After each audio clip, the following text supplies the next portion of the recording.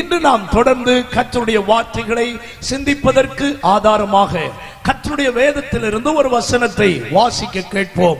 1 பேதுரு 4வது அதிகாரம் அதனுடைய 7வது வசனத்தை ஒருவர் வாசிக்க, மற்ற எல்லாரும் கவனிக்க உங்களை அன்பாக கேட்கிறேன்.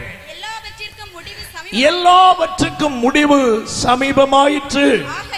ஆகையால் தெளிந்த புத்தி உள்ளவர்களாயிருந்து ஜெபம் பண்ணுவதற்கு ஜாக்கிரதை உள்ளவர்களாய் இருங்கள்.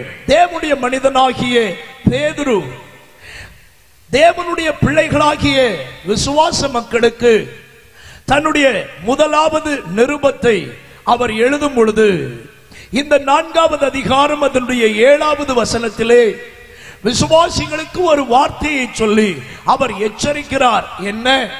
எல்லாவற்றுக்கும் முடிவு சமீபமாயிற்று.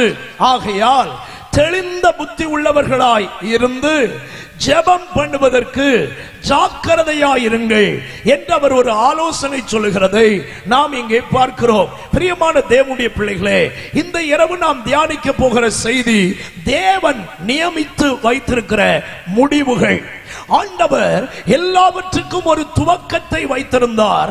அதே போல ஆண்டவர் இந்த உலகத்திலே எல்லாவற்றுக்கும் ஒரு முடிவையும் கர்த்தர் வைத்திருக்கிறார். பேதுரு சேர்த்து சொல்லுகிறார், எல்லாவற்றுக்கும் முடிவு சமீபமாயிற்று. பிரியமானவர்களே, இந்த உலகத்தில் நாம் காண்கின்ற எல்லாம் நிரந்தரமானவைகள் அல்ல. மனிதனுடைய வாழ்க்கை நிரந்தரமானது அல்ல. இந்த உலகத்தில் எந்த ஒரு சம்பவத்தை நீங்கள் குறித்து கேட்டாலும் அது நிரந்தரமானது அல்ல. எல்லாம் வெகு சீக்கிரமாக இந்த உலகத்தில் முடிவடைய போகின்ற ஒன்றாக காணப்படுகிறது.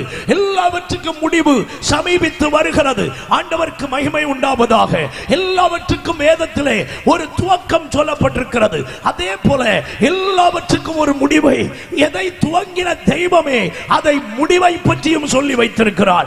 எந்த துவக்கம் எப்படி வந்தது, அது எப்படி முடிவடைய போகிறது, அந்த முடிவு காலம் சமீபித்து வருகிறபடியால் நீங்களும் நானும் எப்படிப்பட்டவர்களாய் வாழ வேண்டும் என்பதை குறித்து இந்த இரவு வேளை சில முக்கியமான வேத சத்தியங்களை கர்த்தருடைய வேதத்திலிருந்து உங்களுக்கு பேச விரும்புகிறேன். சர்வ வல்லமையுள்ள தேவன் உங்களோடு பேசுவாராக.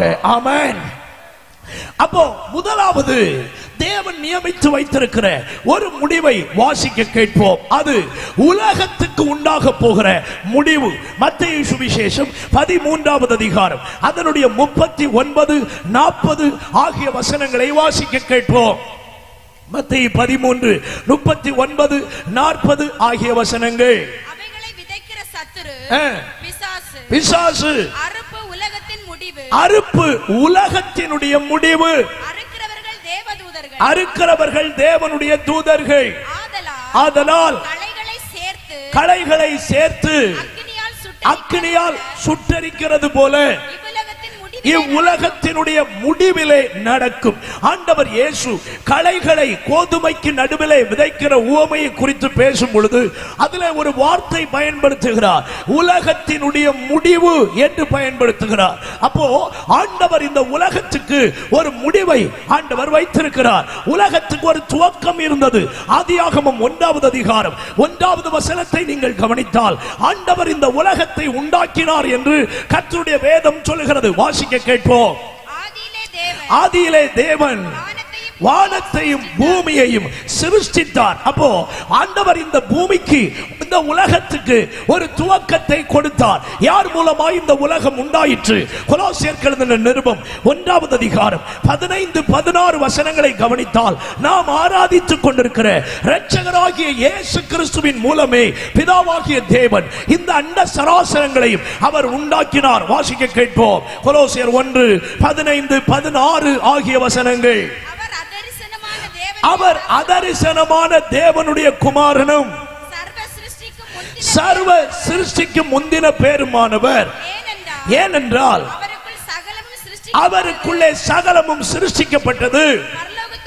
பரலோகத்தில் உள்ளவைகளும் பூலோகத்தில் உள்ளவைகளும் ஆகிய காணப்படுகிறவைகளும் காணப்படாதவைகளும் ஆகிய சகல வஸ்துக்களும், சிங்காசனங்களானாலும் கர்த்தத்துவங்களானாலும் துரைத்தனங்களானாலும் அதிகாரங்களானாலும் சகலமும் அவருக்கென்றும் அவரை கொண்டும் அவருக்கு என்றும் சிருஷ்டிக்கப்பட்டது. அப்படியானால் ஆண்டவர் இயேசு கிறிஸ்து தான் இந்த உலகத்தினுடைய சிருஷ்டிகர்த்தாவாய் இருக்கிறார். பிதாவாகிய தேவன் இந்த உலகத்தை அவருக்காக, அவரை கொண்டு, அவருடைய விருப்பத்தின்படி இந்த உலகத்தை எல்லாம் உண்டாக்கினார். இன்னும் எபிரேயர் 1வது அதிகாரம் 2வது வசனத்தை கூட படித்தால் அந்த வேத வசனத்திலும் உங்களால் கவனிக்க முடியும்.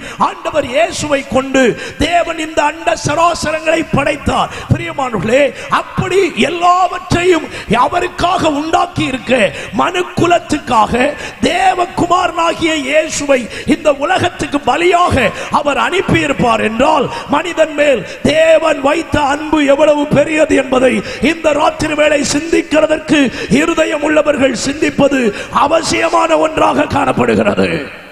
அல்லேலூயா, ஆண்டவருக்கு மகிமை உண்டாகுவதாக. பிரியமானவர்களே, இந்த உலகத்தை எல்லாம் ஆண்டவராகிய இயேசுவை கொண்டு, தம்முடைய குமாரனை கொண்டு பிதாவாகிய தேவன் உண்டாக்கினார். இது ஒன்றும் தானாய் உண்டானது அல்ல.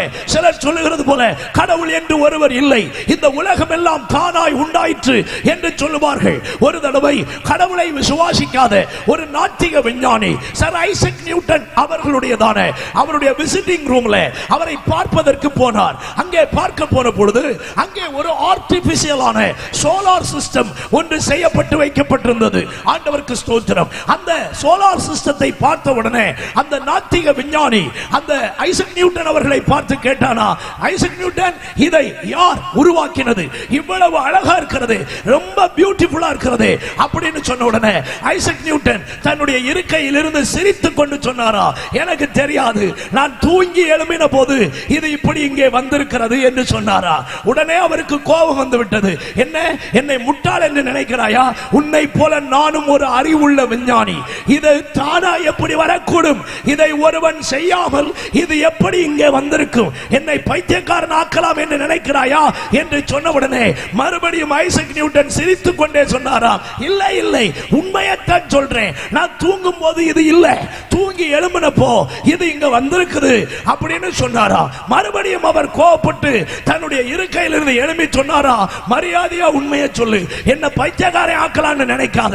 உடனே ஐசக் நியூட்டன் தன்னுடைய இருக்கையில் இருந்து எழும்பி தன்னுடைய கைகளை கட்டிவிட்டு சொன்னாரா, நண்பா, ஒரு ஆர்டிபிஷியலான சோலார் சிஸ்டத்தையே உன்னால தானா வந்ததுன்றத நம்ப முடியலையே, இதை எவனாவது ஒருத்தன் உண்டாக்கி இருக்கணும்ன்றதுல ரொம்ப கான்பிடென்டா இருக்கிறியே. அப்படியானால் ஒரு ஆர்டிபிஷியலான காரியத்தையே ஒருத்தன் உண்டாக்குறதுக்கு வேணும்னா உண்மையான ஒரு சோலார் சிஸ்டம் ஆகாய மண்டலத்தில் இருக்கிறது, அதை உருவாக்குகிறதற்கு ஒருவர் இருந்திருக்க வேண்டும் அல்லவா என்று கேட்டவுடனே அவனுக்கு புத்தி தெளிந்தது. ஆண்டவர் ஒருவர் உண்டு என்பதை அந்த அறையில் வைத்தவன் விசுவாசித்தானா. கடவுள் இல்லை என்பது முட்டாள்களுடைய பேச்சு. பரிசுத்த வேதம் சொல்லுகிறது, முட்டாள் சொல்லுகிறானாம் கடவுள் ஒருவர் இல்லை என்று. இந்த அண்டா சராசரங்களை நீ காண்பது எத்தனை அதிகம் உண்மையோ அத்தனைக்கு அதிகம் இவைகளை உண்டாக்கின ஒரு சர்வ வல்லமையுள்ள தேவன் இருக்கிறார் என்பதை இந்த ராத்திரி வேளையிலும் ஆணித்தரமாய் உனக்கு நான் சொல்லுகிறேன். அல்லேலூயா. நீ விசுவாசித்தாலும் சரி, விசுவாசிக்காவிட்டாலும் சரி, நான் பிரசங்கிக்கிற சர்வ வல்லமையுள்ள தேவன் இன்றைக்கும் உயிரோடு கூட இருக்கிறார். அவர் இல்லை என்று சொல்லுகிற உன்னுடைய கண்களும் ஒரு நாள் அதை நேரடியாய் பார்க்கத்தான் போகிறது. அல்லேலூயா. ஆக இந்த உலகத்தை எல்லாம் தேவன் உண்டாக்கினார், செம்மையானதாக உண்டாக்கினார், அழகாக உண்டாக்கினார், மேன்மையாக உண்டாக்கினார். ஆனால் சாத்தானுடைய கிரியைகள் இந்த உலகத்தில் மனுக்குலத்தை அவன் நாசமாக்கி இந்த பூமி பாவம் நிறைந்ததாய், பாவ ரத்தம் சிந்தப்பட்டதாய், பாவத்தினுடைய கிரியைகள் இந்த உலகத்தில் உண்டானதினால் ஆண்டவர் தீர்மானம் பண்ணினார், இனி இந்த பூமியை இப்படியே வைத்திருப்பது இல்லை. ஒரு நாள் இந்த பூமியை ஒட்டுமொத்தமாக அழித்து வேறொரு வானத்தையும் வேறொரு பூமியையும் நான் உண்டாக்க போகிறேன் சொல்லுகிறாரோ அதை கட்டாயமாக இந்த பூமியிலேயும் ஆகாய மண்டலங்களிலேயும் அவர் நிறைவேற்றுகிற தேவனாய் இருக்கிறார். வேதத்தில் காணப்படுகிற எத்தனையோ ஆயிரம் தீர்க்க தரிசனங்களிலே 70% தீர்க்க தரிசனங்கள் இன்று வரைக்கும் நிறைவேற்றிவிட்டன. இந்த கடைசி காலங்களிலே ஏராளமான தீர்க்க தரிசனங்கள் நிறைவேறிக் கொண்டே வருகின்றன. இந்த உலகத்தினுடைய விஞ்ஞானங்கள், உலகத்தினுடைய காரியங்கள் எல்லாம் நமக்கு தெளிவுபடுத்துகிறது, இந்த உலகம் அழிவை நோக்கி போய் கொண்டிருக்கிறது. அல்லேலூயா. ஆக இந்த உலகத்துக்கு ஒரு முடிவை ஆண்டவர் வைத்திருக்கிறார். ஆனபடினாலே தான் அவரை பின்பற்றினவர்களை பார்த்து இப்படி ஒரு வார்த்தை சொன்னார். மத்தேயு 28வது அதிகாரம் 20வது வசனத்தில் ஆண்டவர் தெளிவாய் சொல்கிறார், உலகத்தின் முடிவு பரியந்தம் சகல நாட்களிலும் நான் உங்களுடனே கூட இருக்கிறேன். உலகத்துக்கு ஒரு முடிவு இருக்கிறது என்றதை இந்த உலகத்தை உண்டாக்கின சர்வ வல்லமை உள்ள தேவன் தாமே சொல்லுகிறார். அது எப்பொழுது நடக்கும், அது எந்த சூழ்நிலையில் வரும், எப்பொழுது அதற்குள்ளே இந்த உலகம் தள்ளப்படும், அதற்குள்ள அடையாளங்கள் எல்லாம் நெருங்கிக் கொண்டிருக்கிறது. ஆனால் அந்த நேரம் எப்பொழுது என்பது யாருக்கும் வெளிப்படாத ஒன்றாக இருக்கிறது. அல்லேலூயா. ஆனால் தேவ பிள்ளைகளாகிய நாமானாலும் சரி, இந்த சத்தத்தை தூரத்திலும் சமீபத்திலும் கேட்டுக்கொண்டிருக்கிற யாரானாலும் சரி, அழிந்து போகிற இந்த உலகத்தின் மேல் நம்முடைய நோக்கத்தை வைப்பதல்ல. நம்முடைய வாழ்க்கையினுடைய பிரதான தன்மை, நம்முடைய முக்கியமான தன்மை இந்த உலகத்தினுடைய நோக்கம் அல்ல. இனி ஒரு உலகம் வரப்போகிறது. அந்த உலகத்திலே நீங்களும் நானும் வாழ்வதற்கு, நம்மை ஆயத்தப்படுத்துவதற்கு இந்த ஜீவகாலத்தை பயன்படுத்துவதுதான் நம்முடைய வாழ்க்கையிலே பிரதானமான நோக்கமாக இருக்க வேண்டும். இப்பொழுது இருக்கிற உலகம் அழிந்தாலும் இனி ஒரு உலகம் வரப்போகிறது என்பதை கர்த்தருடைய வேதம் நமக்கு காட்டுகிறது. எபிரேயருக்கு எழுதின நிருபம் ஆண்டவருக்கு மகனுடைய 2வது அதிகாரம் அதனுடைய 5வது வசனத்தை வாசிக்க கேட்போம். எபிரேயர் 2வது அதிகாரம் அதனுடைய 5வது வசனம். இனி வரும் உலகத்தை குறித்து பேசுகிறோமே, அதை அவர் தூதர்களுக்கு கீழ்ப்படுத்தவில்லை. கவனிக்கணும், இப்பொழுது இங்கே சொல்லப்பட்டிருக்கிற தூதர்கள் என்பது பரிசுத்த தூதர்கள் அல்ல, விழுந்து போன தூதர்கள். ஆண்டவருக்கு மகிமை உண்டாகட்டும். இனி வருகிற உலகத்திலே இந்த விழுந்து போன தூதர்களுக்கு இடமில்லை, அவர்களுக்கு உள்ளே வாசஸ்தலம் இல்லை. இப்பொழுது விழுந்து போன தூதர்கள் இந்த பூமியை கெடுத்துக் கொண்டிருக்கிறார்கள். சாத்தான் என்கிற பெயரிலே இந்த உலகம் முழுவதையும் நாசமாக்கி கொண்டிருக்கிறார். இனி வருகிற உலகம் இருக்கிறதே, அதை அவர் அந்த தூதர்களுக்கு கீழ்ப்படுத்தவில்லை. அவருக்கு பிரியமாய் வாழ்கிற அவருடைய பரிசுத்தவான்களுக்கு என்று மட்டுமே அந்த உலகத்தை வைத்திருக்கிறார். அன்பு சகோதரா சகோதரி, இந்த ராத்திரி வேளை என்னுடைய கேள்வி, இனி வருகிற உலகத்திலே உனக்கு ஒரு குடியுரிமை பெற்றிருக்கிறாயா? அந்த இடத்திலே நீ வாழ்வாய் என்கிற அந்த நம்பிக்கை இந்த ராத்திரி உன்னுடைய வாழ்க்கையில இருக்கிறதா? இந்த ராத்திரி கன்வென்ஷன் கூட்டங்கள் எதற்காக நடந்து கொண்டிருக்கின்றன? இந்த உலகத்திலே கர்த்தர் எல்லாவற்றையும் தந்து உன்னை இந்த உலகத்தில் நிரந்தரமாய் வைப்பார் என்று சொல்லுவதற்கல்ல. இந்த உலகத்திலே மனிதன் ஒரு நாள் மரிப்பது நிச்சயம், இந்த உலகம் அழிவது நிச்சயம், இந்த உலகத்தில் உள்ள எல்லாம் அழிந்து நாசமாவது நிச்சயம். ஆனால் இனி ஒரு உலகம் வருகிறதே, அந்த உலகத்திலே மனிதனுக்கு மரணம் இல்லை, மனிதனுக்கு கவலை இல்லை, மனிதனுக்கு கண்ணீர் இல்லை, மனிதனுக்கு வேதனை இல்லை. மனிதனுக்கு நித்திய ஜீவனை கர்த்தர் கொடுத்து அவனை சந்தோஷமாக வாழ வைக்கிறதற்கு ராஜாதி ராஜாவாய், கர்த்தாதி கர்த்தராய், ஏக சக்கராதிபதியாய் நான் பிரசங்கிக்கிற இயேசு சீக்கிரம் வரப்போகிறார். அவருடைய வருகையிலே நீ எடுத்துக் கொள்ளப்பட்டு அந்த உலகத்துக்கு பாக்கியவானாக நீ மாறுவாயா? இந்த ராத்திரி வேளை அதற்கு நீ ஆயத்தம் இல்லாவிட்டால் உன்னை போல நிர்பாக்கியவான் உலகத்தில் ஒருவனும் இல்லை. உலகத்தில் எவ்வளவு சம்பிரமமாய் வாழ்ந்தாய் அது பெரிதல்ல. உலகத்தில் நீ எவ்வளவு செல்வாக்கு உள்ளவனாய் வாழ்கிறாய் அது முக்கியமல்ல. தேவனுடைய மனிதனாகிய காலம் சென்ற டாக்டர் பில்லி கிரஹாம் அவர்கள் ஒரு விஷயம் இப்படி சொன்னார்கள், இந்த உலகம் எவ்வளவு பெரிதாய் உன்னை அறிந்து வைத்திருந்தாலும் பரலோகத்தில் உன் பெயர் அறியப்படாவிட்டால் உன்னை போல முட்டாள் இந்த உலகத்தில் ஒருவனும் இல்லை என்று பிரசங்கித்தார். இந்த ராத்திரி வேளை சிந்தித்து பார். மனிதன் இந்த உலகத்தில் வாழும் பொழுது கண்ணு கட்டாத தொலைகளிலே இடங்களை வாங்கி போடுகிறான், பிளாட்ஸை வாங்குகிறான், அதை செய்கிறான், இதை செய்கிறான். எனக்கு அங்கே சொத்து இருக்கிறது, இங்கே சொத்து இருக்கிறது, அங்கே ப்ராப்பர்ட்டி இருக்கிறது என்றெல்லாம் பேசுகிறான். இன்று என்னுடைய கேள்வி, இனி வருகிற உலகத்திலே உனக்கு ஏதாவது பங்கு இருக்கிறதா நண்பா? இனி வருகிற உலகத்திலே நீ வாழ்கிறதற்கு எதையாகிலும் செய்திருக்கிறாயா? அந்த உலகத்தில் வாழ என்ன செய்ய வேண்டும்? முதல்ல இந்த உலகம் எப்படி அழிய போகுதுன்றத பைபிள்ல இயேசு சொல்லி இருக்கிற சில வசனங்களை நம்முடைய தேவனாகிய கர்த்தர் உரைத்திருக்கிற சில வாக்கியங்களை உங்களுக்கு முன்னால காட்டுகிறேன். இந்த உலகத்திலே காண்கிறீர்களே எல்லாம் ஒரு நாள் அக்கினியினாலே எரிந்து அழிய போகிறது. வாசிக்க கேட்போம். 2 பேதுரு 3வது அதிகாரம் 7வது வசனத்தையும் 10வது வசனத்தையும் வாசிக்க கேட்போம். இப்பொழுது இருக்கிற வானங்களும் பூமியும் அந்த வார்த்தையினாலே அக்கினிக்கு இரையாக வைக்கப்பட்டு தேவ பக்தி இல்லாதவர்களை நியாயம் தீர்க்கப்பட்டு அழிந்து போகும் நாள் வரைக்கும் காக்கப்பட்டு வருகிறது. கவனிக்கணும், இந்த பூமி அக்கினிக்கு இரையாக வைக்கப்பட்டிருக்கிறதாம். 10வது வசனத்தை வாசிங்க. கர்த்தருடைய நாள் இரவிலே திருடன் வருகிற விதமாக வரும். அப்பொழுது வானங்கள் மட மட என்று அகன்று போகும், பூதங்கள் வெந்து உருகி போகும், பூமியும் அதில் உள்ள கிரியைகளும் எரிந்து அழிந்து போகும். பாருங்கள், ஆண்டவருடைய வார்த்தை நமக்கு தெளிவாய் சொல்கிறது. பூமியும் அதில் உள்ள கிரியைகள் எல்லாம் எரிந்து அழிந்து போகுமா. எத்தனை பெரிய ரத்தினங்களினாலே வீடுகள் கட்டியிருந்தாலும் சரி, எத்தனை பெரிய மாட மாளிகை நீ கட்டி வைத்திருந்தாலும் சரி, எத்தனை கோடிகள் நீ செலவு பண்ணி கூடாரங்களை உண்டு பண்ணி வைத்திருந்தாலும் சரி, எத்தனை லட்சத்துக்கு நீ டைமண்ட் சேர்த்து வச்சிருந்தாலும் சரி, எத்தனை கோடிக்கு பொன்னு வெள்ளி எல்லாம் சேர்த்து வைத்திருந்தாலும் கர்த்தருடைய வேதம் சொல்லுகிறது அவைகள் எல்லாம் ஒரு நாள் அக்கினியிலே எரிந்து அழிந்து நாசமாய் போகும் என்பதை இந்த ராத்திரி நீ அறிய கடவாய். ஆனா நீ சேர்த்து வச்சிருக்கிற வெள்ளியோ பொன்னோ டைமண்ட்ஸோ ப்ராப்பர்ட்டிஸோ அல்லது பணமோ, அது வெள்ளை பணமோ கருப்பு பணமோ எந்த பணமானாலும் சரி, அதில் உள்ள எது ஒன்றையும் ஒரு கடுகளவு கூட நீ தொட முடியாததும் நீ அனுபவிக்க முடியாததும் உன்னுடைய வாழ்க்கையில அதை பற்றி சந்தோஷப்படக்கூடாததுமான ஒரு காலம் வெகு சீக்கிரமாக வருகிறது.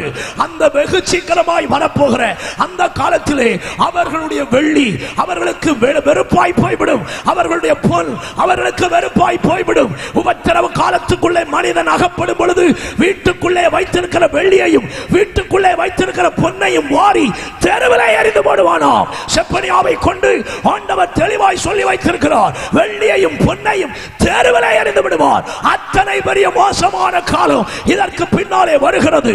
அன்பான சகோதரா சகோதரி, இந்த ராத்திரி வேளை ஏன் இந்த வார்த்தைகளை பிரசங்கிக்கிறேன்? அப்படி ஒரு காலம் வருவதற்கு முன்னே உன்னை ஒரு மகிமையான இடத்தில் கொண்டு போய் வைப்பேன் என்று ஆண்டவர் இயேசு இந்த ராத்திரி வேளையில் உனக்கு வாக்கு கொடுத்து அந்த உலகத்திலே நீ துன்பம் இல்லாமல் ஜீவிப்பதற்கு இந்த ராத்திரி வேளை உன்னை ஆயத்தப்படுத்திக் கொள் என்பதற்கு தான் இந்த ராத்திரி வேளை இந்த கூட்டங்களை கர்த்தர் ஏற்படுத்தி தந்திருக்கிறார். அல்லேலூயா, ஆண்டவருக்கு மகிமை உண்டாவதாக. பைபிள்ல இன்னும் நீங்க படிச்சீங்கன்னா ஆமோஸின் தீர்க்கதரிசன புத்தகம் 9வது அதிகாரம் 5வது வசனத்தை வாசிக்க கேட்போம். ஆமோஸ் 9வது அதிகாரம் அதனுடைய 5வது வசனம். Praise God. சீக்கிரமா வாசித்துருங்கம்மா. சேனைகளின் கர்த்தராகிய ஆண்டவர் தேசத்தை தொட அது உருகி போகும். அப்பொழுது அதன் குடிகள் எல்லாரும் புலம்புவார்கள். புரண்டோடி எகிப்தியனுடைய ஆற்று வெள்ளத்தை போல் வெள்ளமாய் போய்விடும். பாருங்கள், ஆண்டவர் பூமியை தொடும் பொழுது அது உருகி ஒரு ஆற்று வெள்ளம் போகிறது போல அது வெள்ளமாய் மாறி போய்விடுமா. ஏசாயா 51வது அதிகாரம் அதனுடைய 6வது வசனத்தை கவனியுங்கள். ஏசாயா 51 அதனுடைய 6வது வசனம். உங்கள் கண்களை வானத்துக்கு ஏறெடுங்கள், கீழே இருக்கிற பூமியையும் நோக்கி பாருங்கள். வானம் புகையை போல ஒளிந்து போகும், பூமி வஸ்திரத்தை போல பழசாய் போகும், அதன் குடிகளும் அப்படியே ஒளிந்து போவார்கள். கவனியுங்கள், பைபிள்ல தெளிவாய் வசனங்கள் இன்னும் சொல்லிக் கொண்டே போகலாம். 102ஆம் சங்கீதம் 25, 26 வசனங்கள். ஏசாயா 34வது அதிகாரம் அதனுடைய 4வது வசனம். ஏசாயா 51:6, எபிரேயர் 1:11 12, நாகூம் 1:5, மத்தேயு 24:35. எத்தனை வசனங்கள் உனக்கு வேணும்?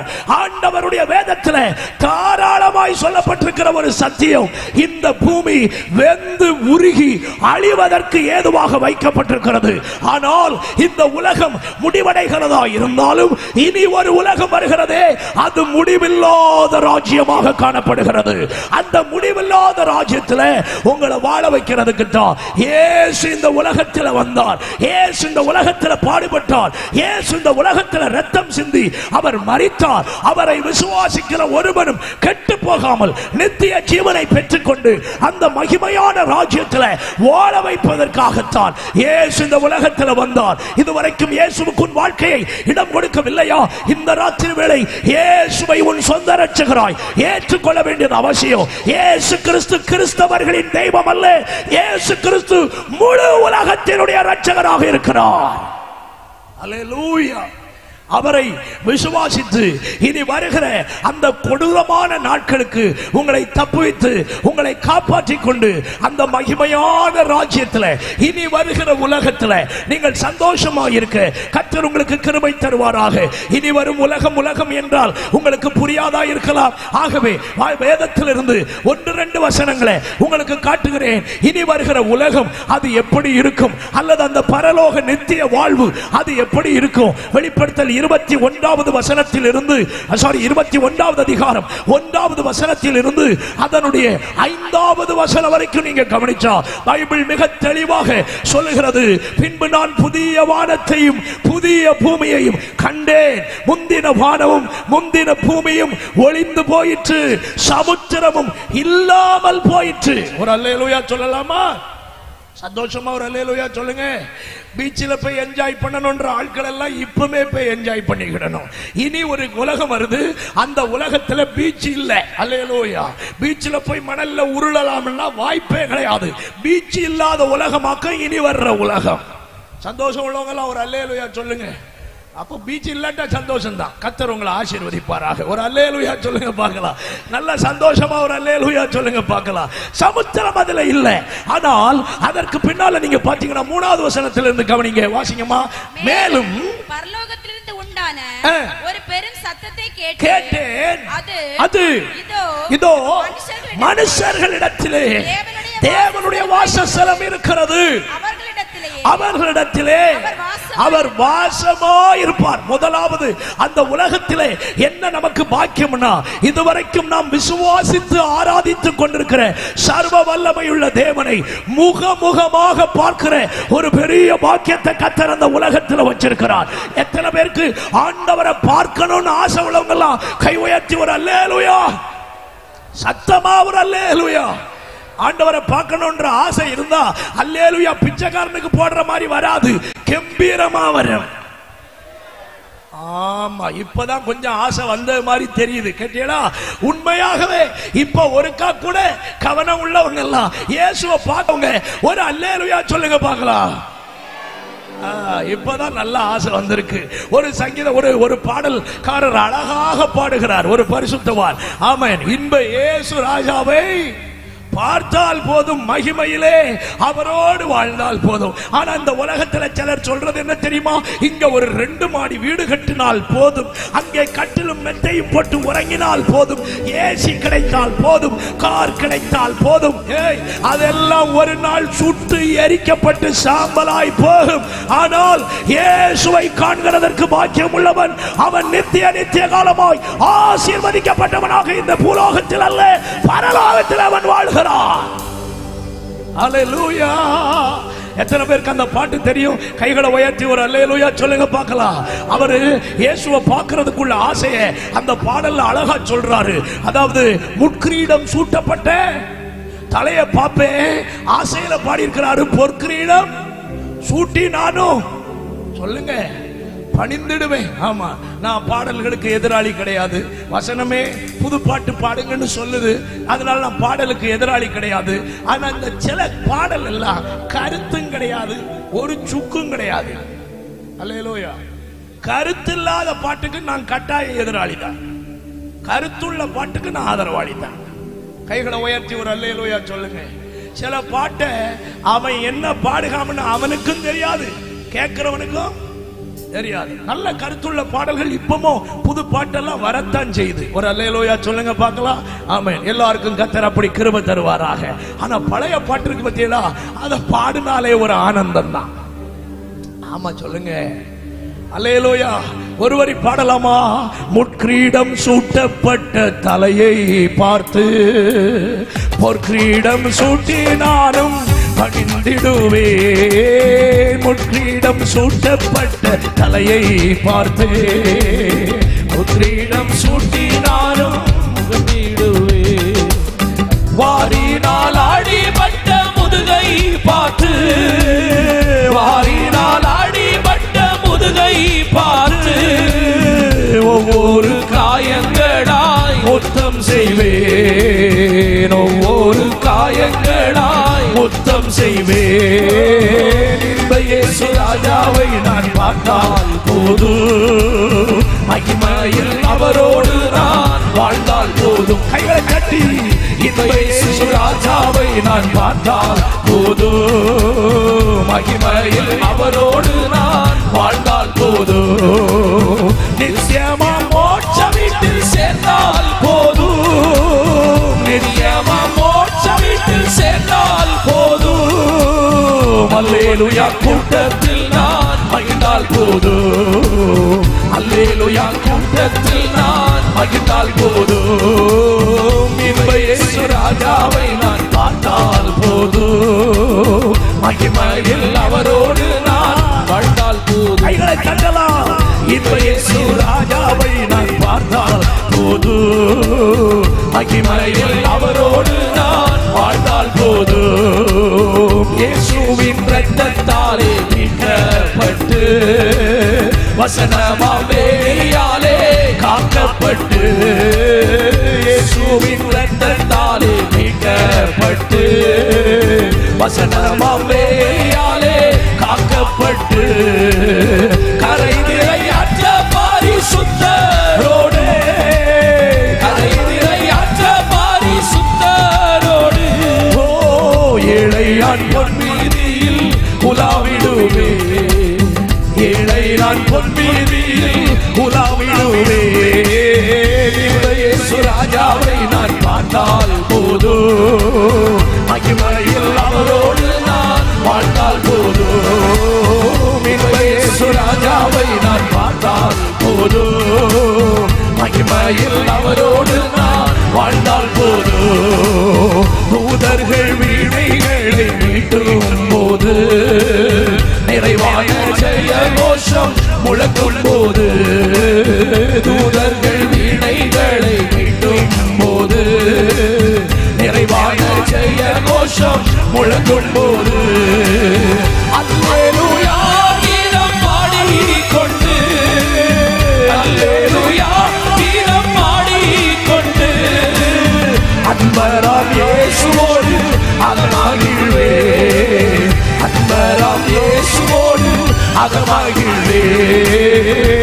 இயேசு ராஜாவை நான் பார்த்தால் போதும், மகிமையில் அவரோடு நான் வாழ்ந்தால் போதும். சொல்லுங்கள்.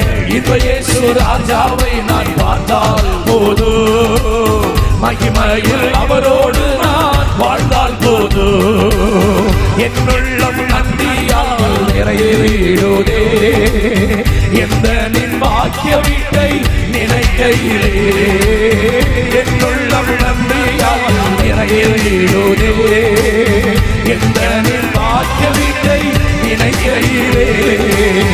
அல்லேலூயா அல்லேலூயா அல்லேலூயா அல்லேலூயா.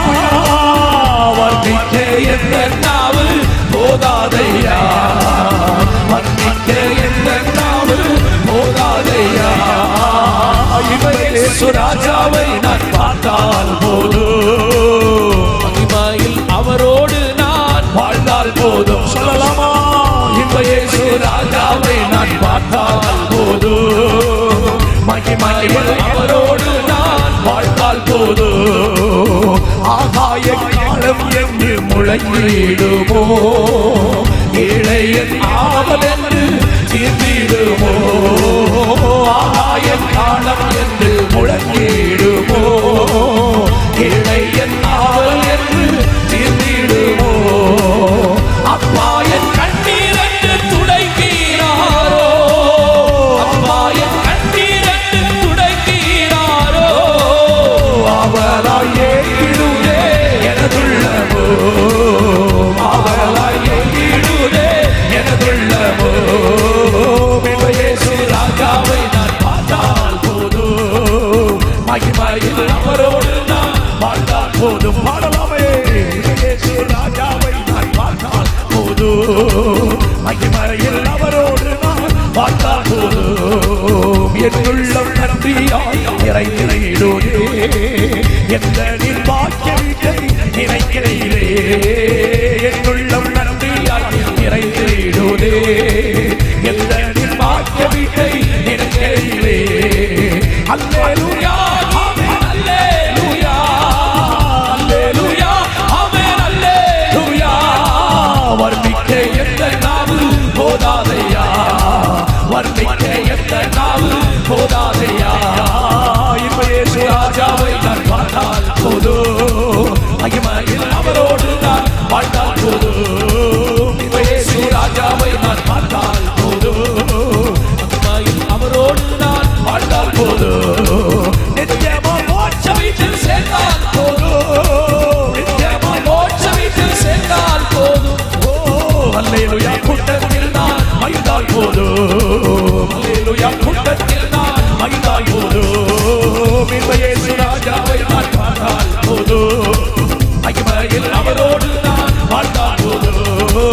இந்த இயேசு ராஜாவை நான் பார்த்தால் போதும், மகிமையில் அவரோடு நான் வாழ்ந்தால் போதும். கைகளை தட்டி ராஜாதி ராஜாவை உயர்த்தி துதியுங்கள். ஹல்லேலூயா.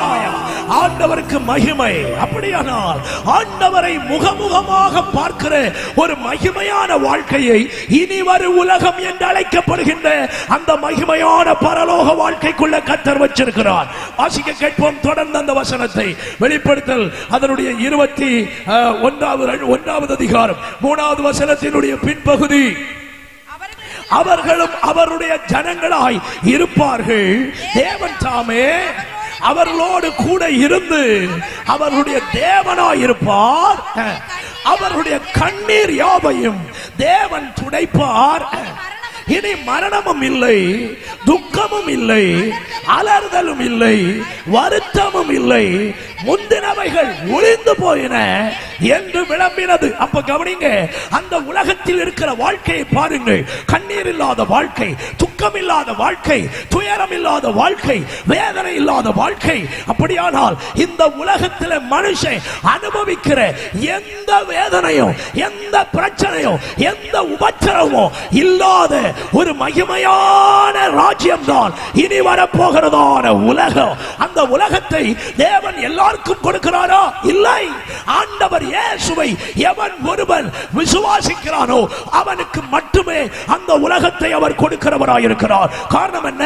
அதை உண்டாக்கினவர் அவர், அதை உண்டாக்கினவர் அவராயிருக்கிறபடியால் அவருடைய கற்பனைகளுக்கு கீழ்ப்படிந்து, அவருடைய பிரமாணங்களுக்கு கீழ்ப்படிந்து எவன் ஒருவன் ஆண்டவர் இயேசுவை விசுவாசித்து அவருக்கு தன் வாழ்க்கையை ஒப்புக் கொடுக்கிறானோ அவனுக்கு அந்த மகிமையான வீட்டை, அந்த மகிமையான ராஜ்யத்தை அவருக்கு பங்களிக்கும்படியாக அவர் விருப்பம் உள்ளவராயிருக்கிறார். இந்த ராத்திரி வேளை அந்த உலகத்திலே வாழ நீ ஆயத்தப்பட்டிருக்கிறாயா? அந்த உலகத்திலே உனக்கு ஒரு இடம் உண்டென்ற நம்பிக்கை இருக்கிறதா? இதுவரையிலும் அப்படி ஒரு நம்பிக்கைக்கு இடம் இல்லையா? இந்த ராத்திரி வேளை அந்த நாட்டிலே குடியுரிமை பெற ஒன்றுதான் வழி. ஒன்று, இயேசுவை ஏற்றுக்கொள். இரண்டாவது, தண்ணீரிலே முழுகி ஞானஸ்நானம் பெற்றுக்கொள். பிதா குமாரன் பரிசுத்தாவின் நாமத்திலே ஞானஸ்நானம் பெற்றுக்கொள். பரிசுத்தாவியினுடைய முத்திரையை அடையாளமாக பெற்றுக்கொள். கூடுமான வரைக்கும் 100% பரிசுத்தமான வாழ்க்கையை வாழ்வதற்கு முயற்சி செய். அவர் வருகிற நிமிஷத்தில் ஆயத்தம் உள்ளவனாக காணப்படுகிறவன் மட்டுமே அந்த மகிமையான ராஜ்யத்தை சுதந்திரிக்கிறதற்கு ஏதுவாய் மாறுவானே தவிர மற்றபடி ஒருவரும் அதற்குள் பிரவேசிப்பது என்பது கூடாத காரியம். கைகளை உயர்த்தி ஒரு அல்லேலூயா சொல்லுங்க. சிலர் எல்லாம் சொல்றதை நான் கேட்டிருக்கேன்.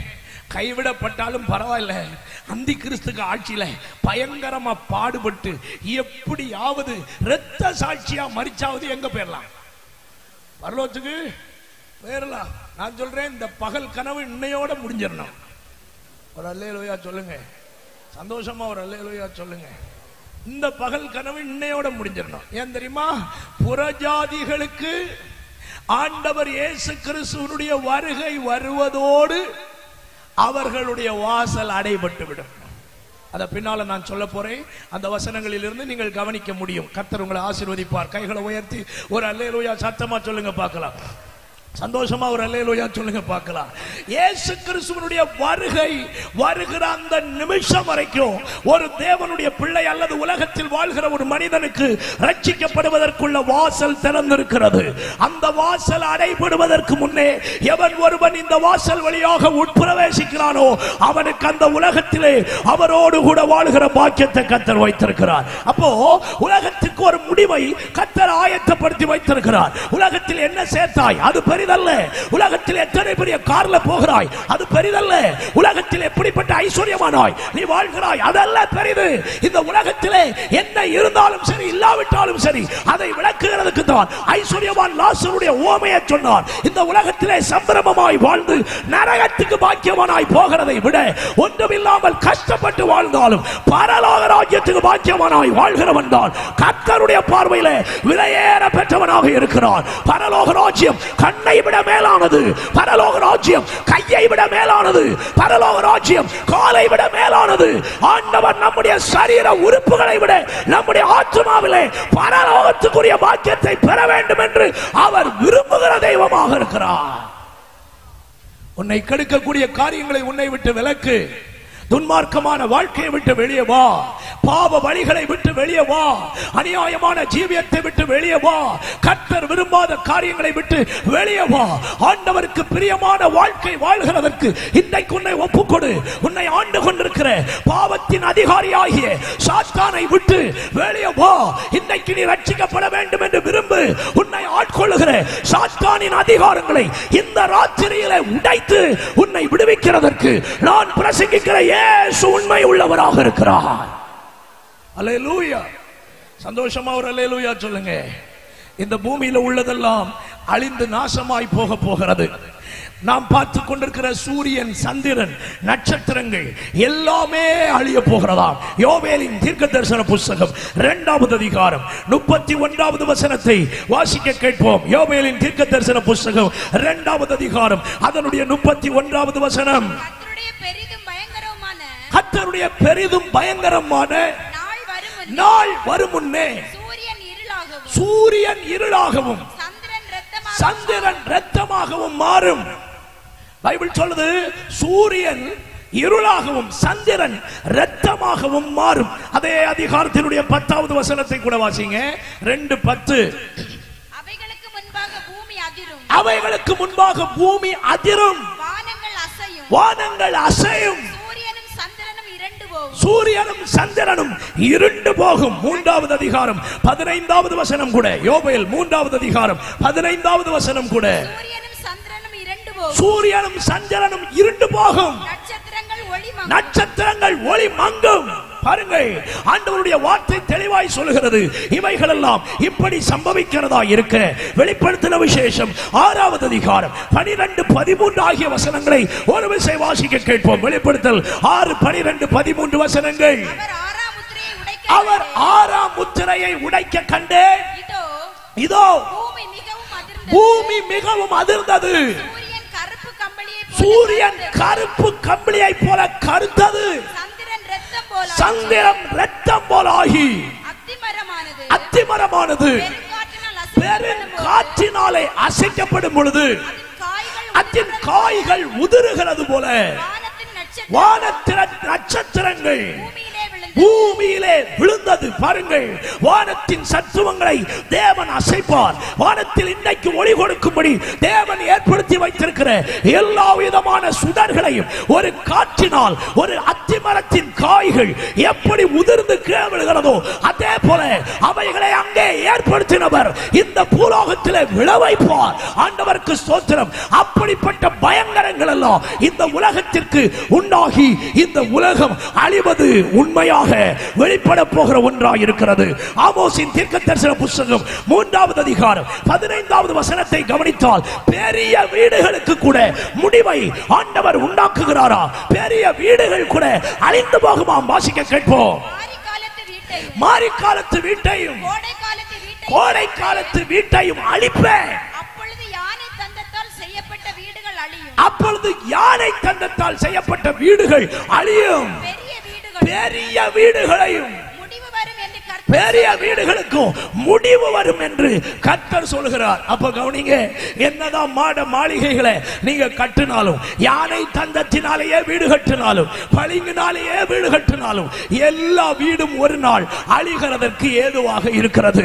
அப்படியானால் இந்த உலகத்திலே இந்த பூமியிலே காணப்படுகிற வீடுகள் அழிந்தாலும் கைவேலை அல்லாத அழியாத ஒரு வீட்டை ஆண்டவர் அவரை விசுவாசிக்கிறவர்களுக்காக பரலோகத்திலே ஆயத்தப்படுத்திக் கொண்டிருக்கிறார். 2 கொரிந்தியர் 5வது அதிகாரம் அதனுடைய 1வது வசனத்திலே கர்த்தருடைய வேதம் தெளிவாய் சொல்கிறது, பூமிக்குரிய கூடாரமாகிய, வாசிக்க கேட்போம், பூமிக்குரிய கூடாரமாகிய நம்முடைய வீடு அழிந்து போனாலும் தேவனால் கட்டப்பட்ட கைவேலை அல்லாத நித்திய வீடு பரலோகத்திலே நமக்கு உண்டென்று அறிந்திருக்கிறோம். அப்படியானால் அழியாத நித்தியமான ஒரு வீட்டை ஆண்டவர் நமக்காய் ஆயத்தப்படுத்தி வைத்திருக்கிறார். நிலையான நகரம் நமக்கு இங்கே இல்லை, இனி வரப்போகிறதையே நாம் எதிர்பார்த்து காத்துக் கொண்டிருக்கிறோம். அப்படியானால் தேவன் முடிவு உண்டாக்கி வைத்திருக்கிற ஒரு காரியம், இந்த முழு உலகத்துக்கும் ஆண்டவர் ஒரு முடிவை உண்டாக்கி வைத்திருக்கிறார். இந்த உலகம் முடிகிறதா இருந்தாலும் இனி வரப்போகிற அந்த மகிமையான உலகம் இருக்கிறதே, அது அவருடைய ராஜ்யத்தின் உலகம். அவருடைய ராஜ்யத்துக்கு முடிவே இராது, அந்த உலகத்துக்கு முடிவே இராது. இந்த ராத்திரி வேளையிலும் நான் பிரசங்கிக்கிற ஆண்டவருடைய வார்த்தை என்ன? அந்த முடிவில்லாத ராஜ்யத்தில் ஒவ்வொருவரும் நித்தியமான வாழ்க்கையை பெற்றுக்கொள்ள, ரட்சிக்கப்பட்டு ஞானஸ்நானம் பெற்று பரிசுத்தாவின் அபிஷேகம் பெற்று பரிசுத்த வாழ்க்கையை பெற்று ஆவியோடும் உண்மையோடும் கர்த்தரை ஆராதிக்கிற அனுபவங்களில் உங்களை இணைத்துக் கொண்டு பரலோக ராஜ்யமாகிய அந்த நித்திய உலகத்திலே நீங்கள் வந்து சேர கர்த்தர் உங்களுக்கு கிருபை தந்தருள்வாராக. அல்லேலூயா. 2வது, ஆண்டவர் நியமித்து வைத்திருக்கிற முடிவு என்ன? வெளிப்படுத்தின விசேஷம் 20வது அதிகாரம் அதனுடைய 10வது வசனம். வெளிப்படுத்தல் 20வது அதிகாரம் 10வது வசனம். சாத்தானுக்கு ஒரு முடிவை ஆண்டவர் உண்டாக்கி வைத்திருக்கிறார். வாசிக்க கேட்போம். அவர்களை மோசம் போக்கின பிசாசானவன் மிருகவும் கள்ள தீர்க்கதரிசியுமாய் இருக்கிற இடமாகிய அக்கினியும் கந்தகமுமான கடலிலே தள்ளப்பட்டான். அவர்கள் இரவும் பகலும் சதா காலங்களிலும் வாதிக்கப்படுவார்கள். கவனிங்கள், சாத்தானுடைய முடிவை பாருங்கள். சாத்தானுக்கு ஆண்டவர் கொடுக்கிற முடிவு என்ன தெரியுமா?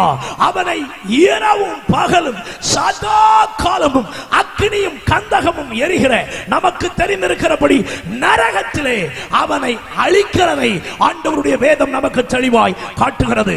அவனுக்கு ஒரு துவக்கம் இருந்தது. ஏசாயா தீர்க்கதரிசன புத்தகம் 14வது அதிகாரம் 11 முதல் 15 வரை உள்ள வசனங்களிலும், எசேக்கியேலின் தீர்க்கதரிசன புத்தகம் 28வது அதிகாரம் 12 முதல் 19 வரை உள்ள வசனங்கள். திரும்ப சொல்கிறேன், ஏசாயா 14வது அதிகாரம் 11 முதல் 15 வரை உள்ள வசனங்கள், எசேக்கியேல் 28 28வது அதிகாரம் 12 முதல் 19வது வசனம். இந்த இடங்களில் வருகிற அந்த நாட்டினுடைய ராஜாக்களுக்குள்ளே இந்த பொல்லாத ஆவி புகுந்திருந்ததினாலே தீர்க்கதரிசிகளை கொண்டு அந்த ராஜாக்களிடத்திலே அவனுக்குள்ள வேலை செய்கிற இந்த பிசாசினுடைய ஆவியை குறித்து ஆண்டவர் தீர்க்கதரிசனம் உரைக்கும் பொழுது பிசாசினுடைய ஒரிஜினாலிட்டியே அல்லது அவனுடைய ஆரிஜினை ஆண்டவர் இங்க சொல்றார். அவன் எப்படி பிசாசு ஆகினான், பிசாசு இந்த உலகத்தில் எப்படி வந்தான், இதையெல்லாம் அங்க ஆண்டவர் தெளிவா சொல்றார். வசனங்களை வீட்டுல போய் படித்துக் கொள்ளுங்க. இன்னைக்கு லைவ் போட்டிருக்கிறதுனால வசனம் மறந்தா ஒருக்கா கூட போட்டு கேட்டுக்கிடுங்க, அப்போ உங்களுக்கு தெரியும். அல்லேலூயா. சந்தோஷமா ஒரு அல்லேலூயா சொல்லுங்க பார்க்கலாம். சரி, பைபிள்ல பிசாசுக்கு 3 பெயர் இருக்கிறது. வாசிக்க கேட்போம். வெளிப்படுத்தல் 12வது அதிகாரம் அதனுடைய 9வது வசனத்தையும் 20வது அதிகாரம் 2வது வசனத்தையும் வாசிக்க கேட்போம். வெளிப்படுத்தல் 12வது அதிகாரம் அதனுடைய 9வது வசனம். உலகம் அனைத்தையும் மோசம் போக்குகிற பிசாசு என்றும் சாத்தான் என்றும் சொல்லப்பட்ட பழைய பாம்பாகிய பெரிய வலு சர்ப்பம் தள்ளப்பட்டது. இதே வசனத்தை நீங்க 20வது அதிகாரம் 2வது வசனத்திலும் படிக்க முடியும். பிசாசு என்றும் சாத்தான் என்றும் சொல்லப்பட்ட பழைய பாம்பாகிய வலு சர்ப்பத்தை அவன் பிடித்து. அப்போ பேய்க்கு பைபிள்ல சொல்லப்பட்டிருக்கிற பெயர், அதாவது சாத்தான்னா என்ன, பிசாசுனா என்ன, பழைய பாம்புனா என்ன, வலு சர்ப்பம்னா என்ன, இந்த சந்தேகம் எல்லாம் வரப்படாது. இது எல்லாமே ஒருத்தனுக்கு கொடுக்கப்பட்டிருக்கிற பட்ட பெயர். ஒரு அல்லேலூயா சொல்லுங்க பார்க்கலாம். சந்தோஷமா ஒரு அல்லேலூயா சொல்லுங்க. இதை நீங்க புரியுற மாதிரி சொல்றேன். பள்ளிக்கூடத்தில் படிக்கும் போது ஒருத்தனுக்கு ஒரிஜினல் பேர் ஒன்னு இருக்கும், அவனுக்கு வட்ட பேர்னு ஒரு பேர் வச்சிருப்பாங்க, தெரியும்ல. அதுல ஒவ்வொரு ஸ்டாண்டர்டிலும் ஒவ்வொரு வட்ட பேர் வரும். 1ஆம் கிளாஸ்ல ஒரு பேர் இருக்கும், 2ஆம் கிளாஸ்ல இன்னொரு பேர் இருக்கும், 3ஆம் கிளாஸ்ல எவனாவது ஒருத்தர் இன்னொரு பேர் வைப்பான், அதை எதிரையாவது சிக்குவான், அதை வச்சு பேர் வைப்பான்.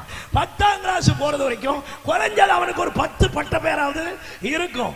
இந்த 10 கிளாஸுக்கு போன பிறகு ஒவ்வொருத்தனும் ஒவ்வொரு பேரை சொல்லுவான். அப்போ சிலவனுக்கு இந்த பேர் தெரியாது, ஏன் அவன் அப்படி சொல்லுத அப்படின்னு கேட்டவன சொல்லுவான், அவன் இப்படிப்பட்டவன் சொல்லுவான். இப்ப புரியும்னு நினைக்கிறேன். 10 பேரும் 10 பேர் போட்டாலும் அது ஒருத்தன் தான். விளங்குச்சுன்னு நினைக்கிறேன். இதே போலதான் பைபிள்ல அதிகாலையின் மகன் என்று அழைக்கப்படுகின்ற லூசிபர், அந்த வார்த்தை ஆங்கில வேதத்தில் இருக்குது. தமிழ் பைபிள்ல லூசிபர் என்ற வார்த்தை இல்லை. அதிகாலையின் மகன் ஆகிய விடிவெள்ளி, இந்த சென்டென்ஸுக்கு ஆங்கில வேதத்தில் பயன்படுத்தப்பட்டிருக்கிற வார்த்தை தான் லூசிபர். ஒரு அல்லேலூயா சொல்லுங்க பார்க்கலாம். அவனுக்கு பைபிள் சொல்ற பேர் அதிகாலையின் மகன் ஆகிய விடிவெள்ளி. அப்படிதான் அவன் இருந்தான். ஆராதனை நடத்துகிறதுல சுப்பீரியரா இருந்தவன். ஆண்டவருக்கு ஸ்தோத்திரம். அப்படிதான் ஆண்டவர் அவனை உண்டாக்கினார். அவனுக்கு அதுக்கு பிறகு கொடுக்கப்பட்ட பெயர்கள் தான் பிசாசு. பிசாசுன்னு நான் நேத்தைக்கே சொன்னேன், அவனுக்கு பெயர் தேவனுக்கு எதிராளி. பிசாசு சாத்தான் அப்படின்றது தேவனுக்கு எதிராளின்னு அர்த்தம் உள்ள பெயர். ஆண்டவருக்கு ஸ்தோத்திரம். இவனை ஆண்டவர் என்ன செய்கிறார், முடிவுக்கு கொண்டு வருகிறார். இந்த உலகத்தில் அவனுக்கு கொஞ்ச காலம் கொடுக்கப்பட்டிருக்கிறது. வெளிப்படுத்தல் 12வது அதிகாரம் 12வது வசனத்தை பாருங்க. சாத்தானுக்கு கொஞ்ச காலம் இந்த உலகத்தில் கிரியை செய்கிறதற்கு இருக்கிறதாம். வாசிக்க கேட்போம்.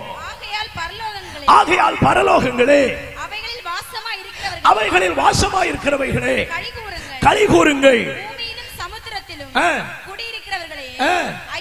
ஐயோ, பிசாசானவன் தனக்கு கொஞ்ச காலம் மாத்திரம் உண்டென்று அறிந்து மிகுந்த கோபம் கொண்டு உங்களிடத்தில் இறங்கினபடியால். கவனிங்கள். அப்போ சாத்தானுக்கு தெரியுது கொஞ்ச காலம் தான் எனக்கு உண்டு.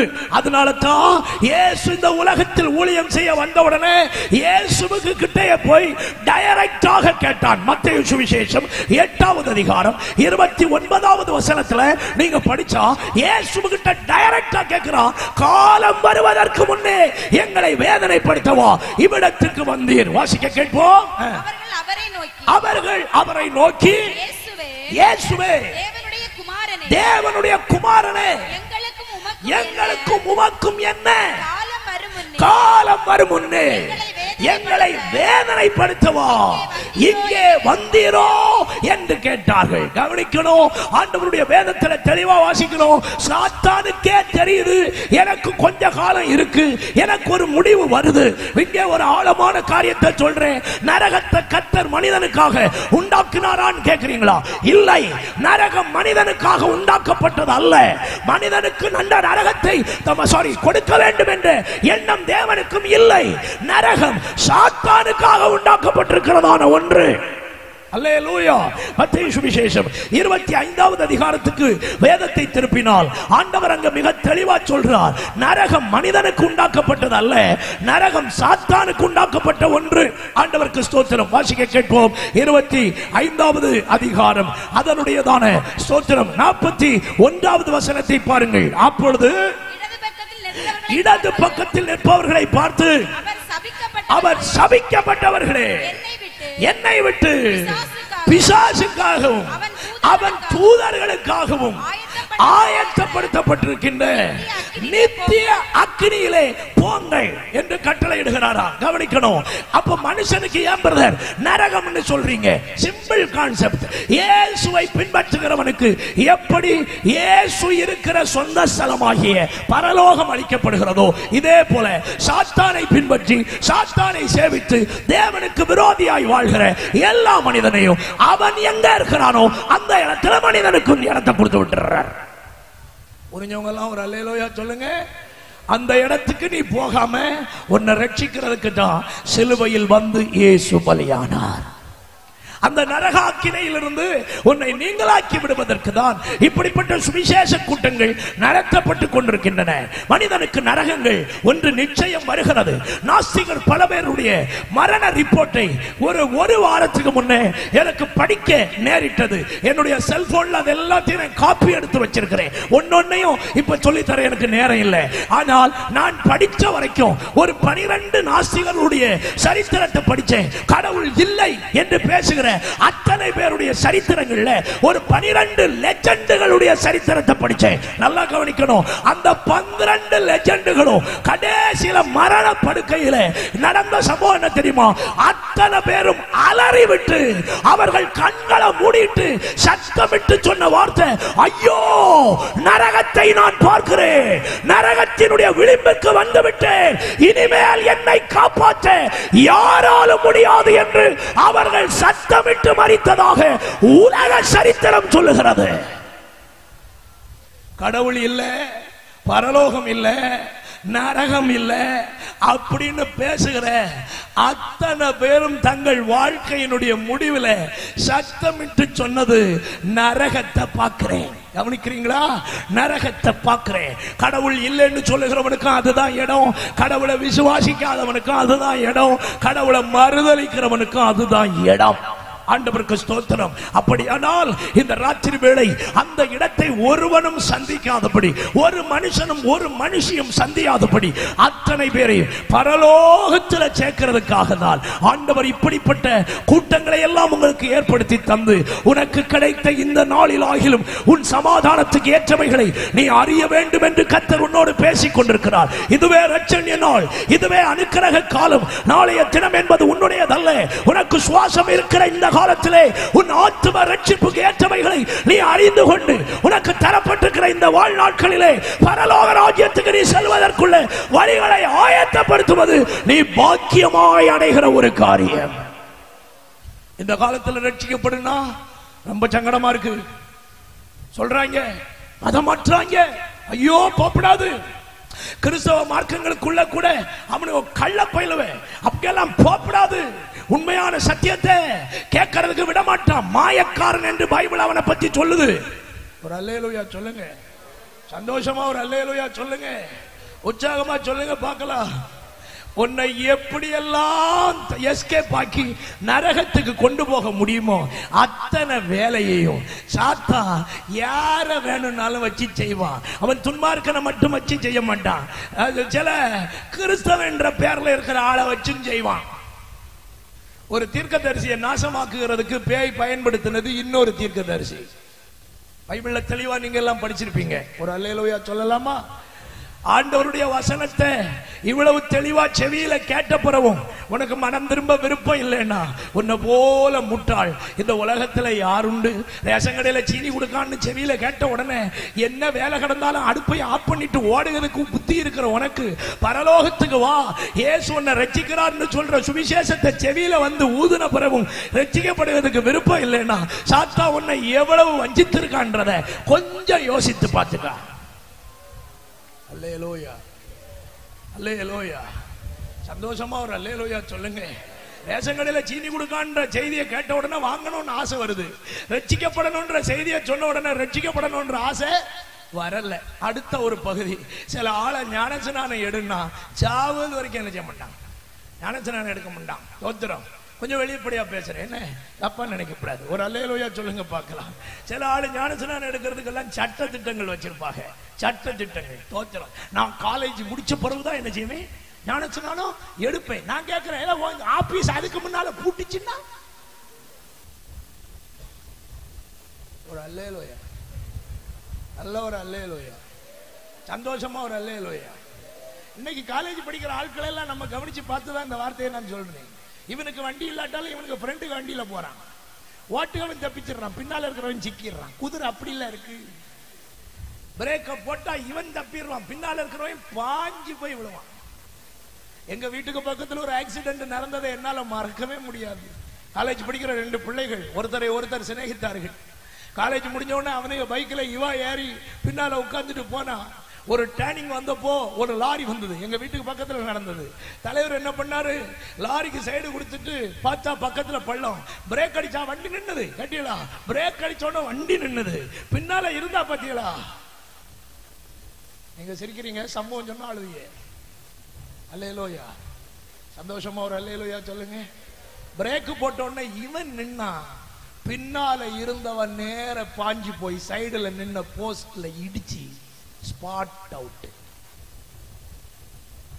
Spot out.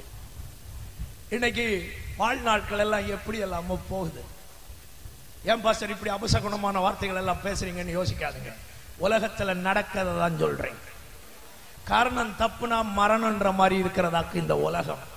கொஞ்சம் கூட அழுத்தி சொல்றேன், நம்ம ஒழுங்கா போனாலும் ஆப்போசிட்ல வர்றது ஒழுங்கா வர மாட்டேங்குது.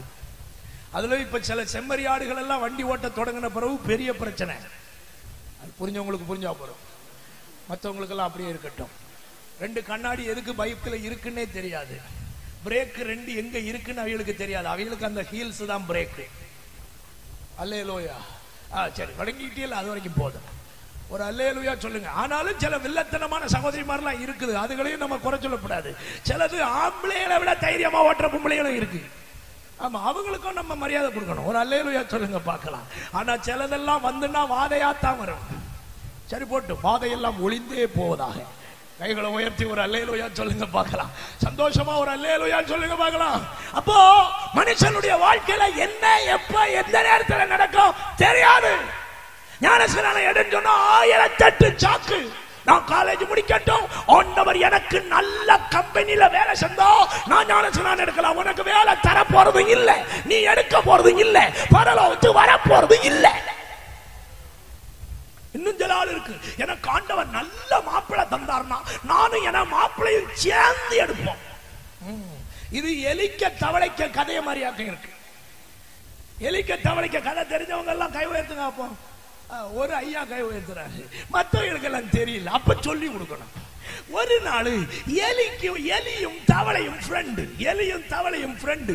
இந்த எலிக்கு ஒரே ஆசை, இந்த தவளை நண்பன் போய் கேட்டுதான், நண்பா நீ மட்டும் குதிச்ச உடனே முங்கி போய் அந்த பக்கத்துல எழும்புறிய, நானும் எழும்பணும், எனக்கு ஒரு ஆசை. அப்போ தவளை நண்பன் எலிய பார்த்து சொன்னானா, இதெல்லாம் உனக்கு வேலைக்கு ஆகாது, உனக்கு இந்த கதை ஆகாத கதை, உனக்கு இந்த வீணாசை ஒண்ணும் வேண்டாம். அவன் சொன்னானா, நீ என்னை சிநேகிப்பது உண்மையானால் என்ன கூட்டிட்டு போயே ஆகணும். அப்ப தவளை சொல்லிச்சான், அப்ப நான் ஒரு வழி சொல்லுதேன், அதை செய். ஒரு நூல் எடுத்துக்கா, ஒரு தும்ப உனக்கு காலில் கட்டிக்கா, ஒரு தும்ப நான் என காலில் கட்டலாம். நான் 1 2 3 சொல்லி குதிச்ச உடனே நீயும் சேர்ந்து குதிச்சிடணும். நான் அந்த பக்கத்துல போய் எழும்புவேன், நீ என்ன செஞ்சிடலாம் சொல்லுங்க, எழும்பிடலாம். சம்பவம் 1 2 3 எல்லாம் நடந்தது. குதிக்கவும் செஞ்சாங்க, அந்த பக்கத்துல எழும்பவும் செஞ்சாங்க.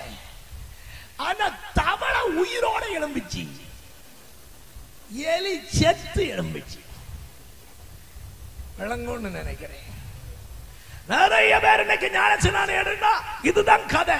எனக்கு சொத்து விக்கட்டு ஞானஸ்நானம் எடுக்கலாம், எனக்கு நோய் சுகமாகட்டு ஞானஸ்நானம் எடுக்கலாம், எனக்கு பிள்ளைக்கு நல்ல மாப்பிள்ளையை கொண்டு வரட்டு, நல்ல பெண்ணை கொண்டு வரட்டு ஞானஸ்நானம் எடுக்கலாம், என் பிள்ளைக்கு அது நடக்கட்டும் இது நடக்கட்டும், என் கடன் தொல்லை தீரட்டு ஞானஸ்நானம் எடுக்கலாம். ஐயா, இந்த சாக்கு போக்கெல்லாம் தூர விடு. நாளைக்கு செத்தாலும் பரலோகத்துக்கு போகிறதுக்கு ஆயத்தமாகிறது தான் ஞானஸ்நானம் என்கிறதான உடன்படிக்கை. உங்க இஷ்டத்துக்கு தள்ளி போடுகிறதல்ல ஞானஸ்நானம், உங்களுக்கு நினைச்ச நேரத்தில் எடுக்கிறதல்ல ஞானஸ்நானம். சத்தியத்தை கேட்ட உடனே அதுக்கு கீழ்ப்படுகிறது தான் ஞானஸ்நான சத்தியமே தவிர மற்றபடி ஒண்ணு அல்ல. இயேசு எடுத்தது போல ஞானஸ்நானம் எடுக்காத ஒருத்தனும் இயேசு ராஜாவுடைய மனவாட்டி சபையில பங்கமாக முடியாது. நான் சவால் விட்டு சொல்றேன், எத்தனை வசனம் வேணாலும் பைபிள்ல உனக்கு தண்ணீல முழுகி ஞானஸ்நானம் எடுக்கணும்னு நான் காட்டி தரேன். தண்ணிய குவாரி ஊத்தி ஞானஸ்நானம் கொடுக்கணும்னு ஒரு வசனம் உன பைபிள்ல இருந்து எனக்கு காட்டு. அல்லேலூயா. இந்த தண்ணிய குவாரி ஊத்தி ஞானஸ்நானம் வந்தது எப்படின்ற சரித்திரம் எனக்கு தெரியும். என்கிட்ட பேசாத. எந்த வருஷம் வந்தது, எந்த சூழ்நிலையில வந்தது, எப்ப கொடுத்தாங்க, யாரு கொடுத்தா எல்லாம் தெரியும். உங்களுக்கு புரியறதுக்காக ஒரு வார்த்தையை சொல்றேன். உலகம் எங்கும் ஒரு பயங்கரமான வைரஸ் வந்து பாதிச்சு ஜனங்கள் மரண படுக்கையில கிடக்கும் பொழுது, அவர்களுக்கு மரண பயம் வந்த போது, நாங்கள் ஞானஸ்நானம் எடுக்கணும்னு அன்றைய சமுதாயத்தில் இருந்த அன்றைய மத போதகர்களிடத்தில் கேட்டப்போ, சாகிற தருணத்தில் கிடந்தவர்களுக்கு கொடுத்த ஞானஸ்நானம் தான் அந்த ஞானஸ்நானம். புரிஞ்சுக்கிட்டவங்க எல்லாம் ஒரு அல்லேலூயா சொல்லுங்க. இத சில கும்பிட்டைகள் எல்லாம் உள்ளால கிறிஸ்தவத்துக்குள்ளால கொண்டு வந்துட்டு, அதை பத்தி நான் ரொம்ப தெளிவா பேசுறேன். உன்னை வஞ்சிக்கிற உபதேசத்துக்கு இடம் கொடுக்காத. பரவ அரசனை நம்பி ஏதோ ஒன்றை கைவிட்டாங்களாம், அத மாதிரி அவனை நம்பி நான் கட்டேன், என்ன நம்பி அவன் கட்டான். இந்த கதையெல்லாம் வேண்டாம். பரலோக ராஜ்யத்துல ஞானஸ்நானம் எடுத்து போகிறதுக்கு என்ன பிரமாணம் சொல்லியிருக்கோ அதை தான் நீ செய்யணும். இயேசுநாதருடைய சீசர்களுக்கு இயேசு எப்படி ஞானஸ்நானம் கொடுத்திருப்பார் பைபிள்ல ஒண்ணு வாசிருவோமா? அப்போ உங்களுக்கு தெளிவா இருக்குல்ல. எல்லாரும் இந்த சத்தத்தை ஒருவேளை தூரத்துல கேட்கலாம். பைபிள் இருந்துன்னா நான் சொல்ல வசனத்தை கொஞ்சம் எடுத்து தெளிவா படிங்க. ஞானஸ்நானம் எப்படி இருக்கணும், இயேசுநாதருக்கு கூட இருந்தவங்க எல்லாம் எப்படி ஞானஸ்நானம் எடுத்தாங்க, அதை கொஞ்சம் தெளிவா படிச்சிருங்க. வாசிங்கள் யோவான் சுவிசேஷம். ஆண்டவருக்கு மகிமை. அதனுடைய 13வது அதிகாரம், யோவான் 13வது அதிகாரம், அதனுடைய 9, 10 ஆகிய வசனங்களை வாசிக்க கேட்போம். அதற்கு சீமோன் பேதுரு, ஆண்டவரே, என் கால்களை மாத்திரமல்ல, என் கைகளையும் என் தலையையும் கூட கழுவ வேண்டும் என்றான். நல்லா கவனிக்கணும். இயேசு அவனை நோக்கி, யாரு போதும் யாரு? எல்லாருக்கும் பைபிள்ல எப்படி எழுதியிருக்கு தெளிவா சொல்லுங்க. முழுகினவன். அப்ப இயேசுநாதருடைய சீசர்கள் எல்லாம் எப்படி எடுத்தாங்களா?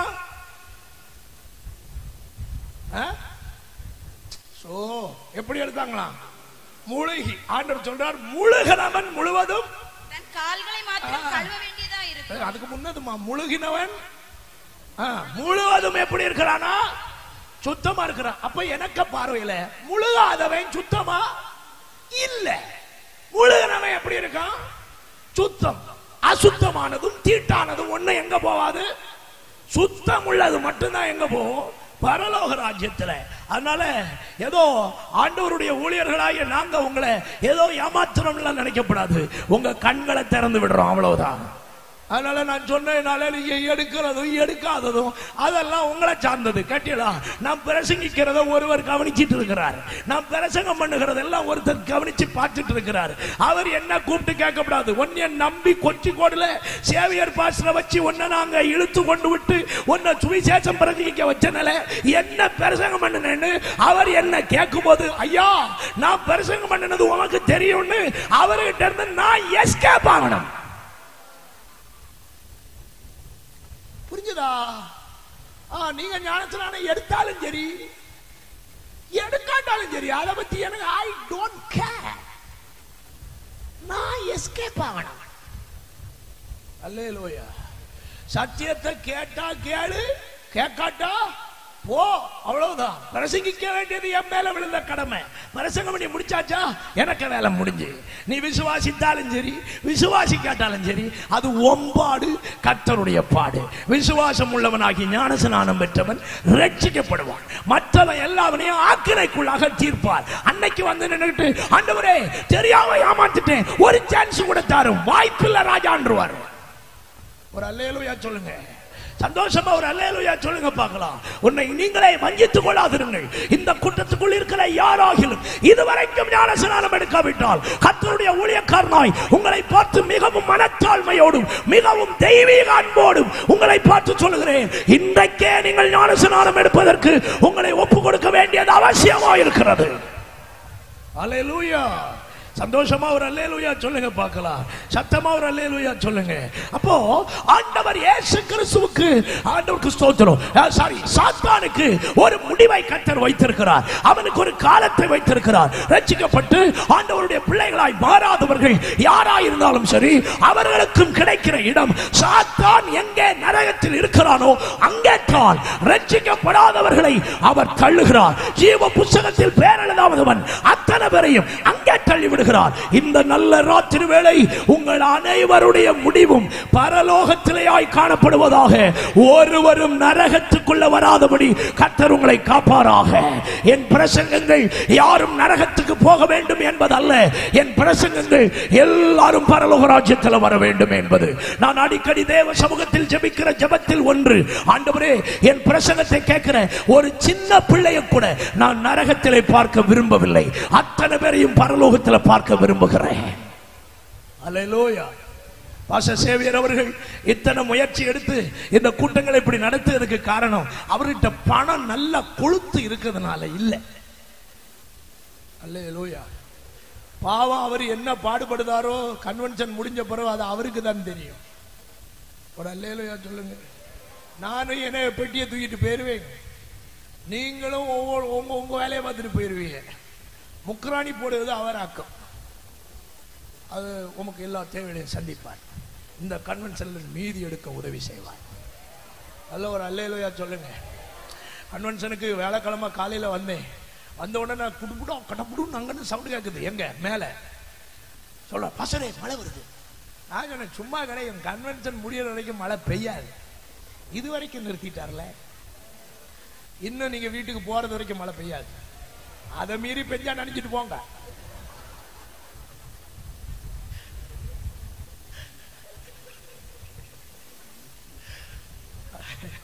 நல்ல ஒரு அல்லேலூயா சொல்லுங்க.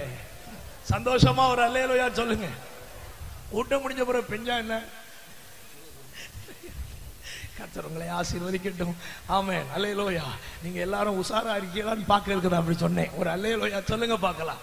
ஆமென். கர்த்தர் உங்களை ஆசீர்வதிக்கட்டும். அப்போ ஆண்டவர் ஏற்படுத்தி வச்சிருக்கிற இரண்டாவது முடிவு என்ன? அது சாத்தானுக்கு உண்டாக்குகிற முடிவு. மூணாவது முடிவு என்ன? சாபத்துக்கு ஒரு முடிவை கர்த்தர் வைத்திருக்கிறார். வெளிப்படுத்தல் 22வது அதிகாரம் அதனுடைய 3வது வசனம். வேகமாய் 1-2 காரியங்களை கூட சொல்லி வார்த்தைகளை முடிக்கிறேன். வெளிப்படுத்தல் 22வது அதிகாரம் அதனுடைய 3வது வசனம். சாபத்துக்கு ஒரு முடிவு. வாசியுங்கள். இனி ஒரு சாபமும் இராது. தேவனும் ஆட்டுக்குட்டியானவரும் இருக்கிற சிங்காசனத்திலே, சிங்காசனமே அதில் இருக்கும். கவனிங்க, ஒரு சாபமும் இருக்காது. இந்த பூமியில நிறைய சாபங்கள் இப்ப இருந்துட்டு இருக்கு. ஒரு அல்லேலூயா சொல்லுங்க. நம்முடைய சரீரத்துல சாபம் இருக்குன்னு சொல்றவங்க ஒரு அல்லேலூயா சொல்லுங்க. எல்லாருக்கும் பயங்கரமான விசுவாசம். நம்ம சரீரத்தில் என்ன கிடையாது? சாபம் கிடையாது. இது ஆசீர்வாதமான சரீரம். எல்லாரும் ஒரு அல்லேலூயா சொல்லுங்க. அப்போ உங்களுக்கு கொஞ்சம் விளக்கமா சொல்லி தந்தா புரியும்.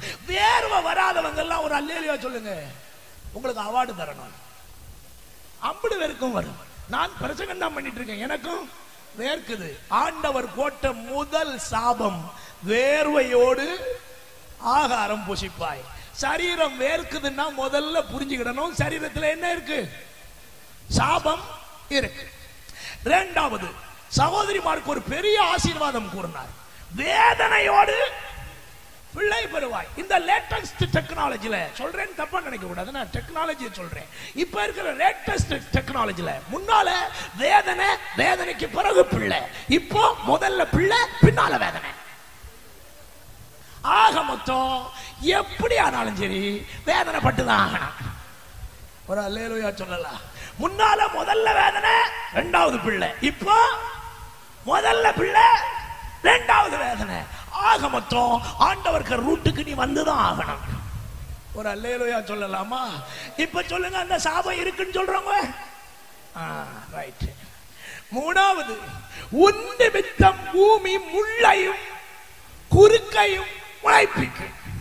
பூமியில முள்ளு எங்கெங்கெல்லாம் பாக்குறீங்களோ அப்ப புரிஞ்சுக்கிடணும் என்ன இருக்கு? சாபம் இருக்கு. இனி ஒரு ஆசீர்வாதமான காரியத்தை சொல்லட்டா? ஆடு மாடெல்லாம் எங்க நடந்தாலும் அடுத்த 2 நாள்ல அதுல புல்லு முளைக்கும். நம்ம பாக்கியவான்கள் எல்லாம் காலை வச்சுட்டான்னு வச்சுக்கிடுங்க, விளங்கவே விளங்காது, தேடியும் காண மாட்டாய். ஒரு அல்லேலூயா சொல்லுங்க பார்க்கலாம். இந்த வயல் வரப்புல நடந்திருக்க அம்மாமார் ஐயாமாரெல்லாம் கை உயர்த்துங்க. வயல் வரப்பு இப்ப இருக்கிற கேசுகள் எல்லாம் போகாதுன்னு எனக்கு தெரியும். பண்ட ஆட்கள் பாத்தீங்கன்னா வயல் வரப்புல நடந்து போயிருக்கிற இடத்துல ஒரு புல்லும், ஆனா சைடுல இருந்து அழகா வளர்ந்து வந்திருக்கும். அம்புடு பாக்கியமான காலாக்கம். சூதான் போட்டிருப்போம், சாக்ஸ் தான் போட்டிருப்போம், கால ராவுன்னு தான் ராவுவோம். அதுக்குன்னு என்னென்ன கிரிமெல்லாம் உண்டோ அம்படையும் போட்டு ராவி பறக்கி மினிக்கி தான் வச்சிருப்பான். ஆனா கால் வச்ச இடம் வழங்காது. ஒரு அல்லேலூயா சொல்லுங்க பார்க்கலாம். ஆண்டவருக்கு ஸ்தோத்திரம். இந்த சாபங்கள் எல்லாம் எங்க இருக்கு? சரீரத்துல. சில ஆளு சொல்லுவான், நமக்கு மரணமே இல்ல, மூஞ்சே காட்டி கொடுக்குது, சாவ போறாங்க. நல்லா கருகரையில் இருந்த தாடி இப்ப எப்படி இருக்கு? வெளுவெளில் இருக்கு. பிரைட்டா இருந்த மூஞ்சி வான்கோழிக்கு மூஞ்சி தொங்குன மாதிரி என்ன செஞ்சது? தொங்குது. அதுவே காட்டி கொடுக்கு, உனக்கு கல்லறை ரெடி ஆகுது. ஒரு அல்லேலூயா சொல்லுங்க பார்க்கலாம். பேசுறான் சாவாமை. ஆண்டவருக்கு ஸ்தோத்திரம். ஒரு அல்லேலூயா சொல்லுங்க பார்க்கலாம். ஒரு தரம் பிறப்பதும் மரிப்பதும் நியாய தீர்ப்பு அடைவதும் மனுஷனுக்கு நியமிக்கப்பட்டிருக்கிற ஒன்று. அதை யாராலும் மாற்ற முடியாது. இந்த சாபமான சரீரத்தை ஆசீர்வாதமான சரீரமாய் மாற்றுகிறதுக்கு தான் ஆண்டவர் இயேசு வரப்போகிறார். எத்தனை பேர் விசுவாசிக்கிறீர்கள்? இயேசு சீக்கிரமாய் வருவார். அப்பொழுது இந்த உலகத்தில் மரித்த பரிசுத்தவான்கள் முதலாவது எழும்புவார்கள். அப்படி எழும்பும் பொழுது அவர்களுடைய சரீரம் ஆசீர்வாதமான சரீரமாக மாற்றப்பட்டு விடும். அப்பொழுது உயிரோடு இருக்கிற நம்ம எல்லாரையும் ஆண்டவர் மறுரூபமாக்குவார். அந்த நிமிஷத்துல நம்ம சுகர் போயிடும், பிரஷர் போயிடும், கொலஸ்ட்ரால் போயிடும், என்ன இருந்தாலும் எல்லாமே போயிடும். அல்லேலூயா. அன்று தீரும் எந்த கஷ்டம் லோக மண்ணிலே, அன்று மாறும் எந்த துக்கம் யாவும் நிச்சயம். எத்தனை பேர் விசுவாசிக்கிறீங்க? அன்னைக்கு மாறிடும். நேரம் போது பாடணும்னு ஆசைதான். நம்முடைய சாயல் எல்லாம் மாறிடும். ஆமென். பக்கத்துல பார்த்து சொல்லுங்க, இந்த மூஞ்சி ஒரு நாள் மாறப்போகுது. சொல்லுங்க பக்கத்துல, சொல்லுங்க அல்லேலூயா சொல்லுங்க. பக்கத்துல பார்த்து சொல்லுங்க, இந்த மூஞ்சி மாறப்போகுது. அல்லேலூயா. அதைத்தான் பைபிள் சொல்லுது.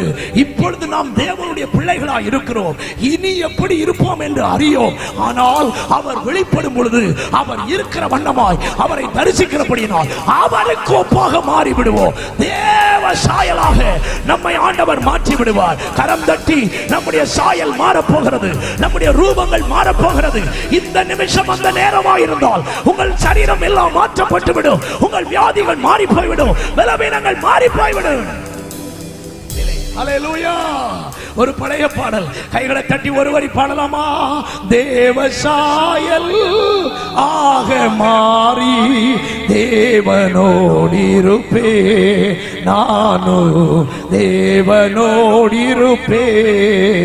தேவசாயல் ஆக மாறி தேவனோடிருப்பே, நானும் தேவனோ இருப்பே.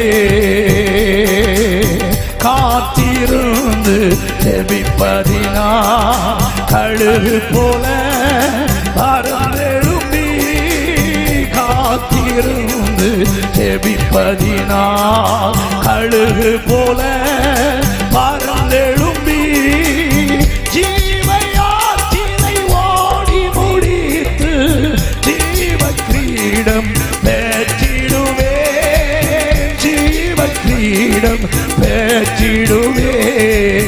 தேவசாயல் ஆக மாறி தேவனோடிருப்பே, நானோ தேவனோ.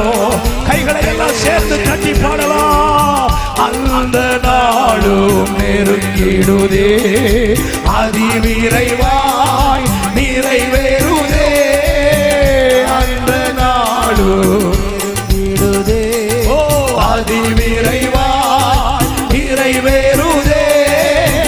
மண்ணின் சாயலை நாம் களைந்தேற்ற விண்ணவர் சாயல் அடைவேன், விண்ணவர் சாயல் அடைவே. தேவன் சாயல் ஆக மாறி தேவனோடிருப்பே, நானோ தேவனோடிருப்பே. தேவன் சாயல் ஆக மாறி தேவனோடிருப்பே, நானோ தேவனோடிருப்பே.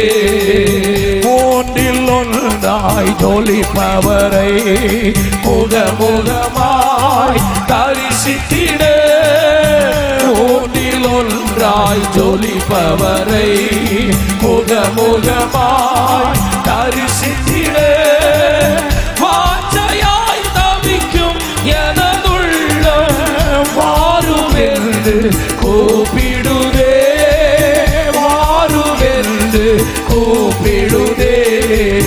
தேவசாயல் ஆக மாறி தேவனோடிருப்பே, நானோ தேவனோடிருப்பே. தேவசாயல் ஆக மாறி தேவனோடிருப்பே, நானோ தேவனோடிருப்பே.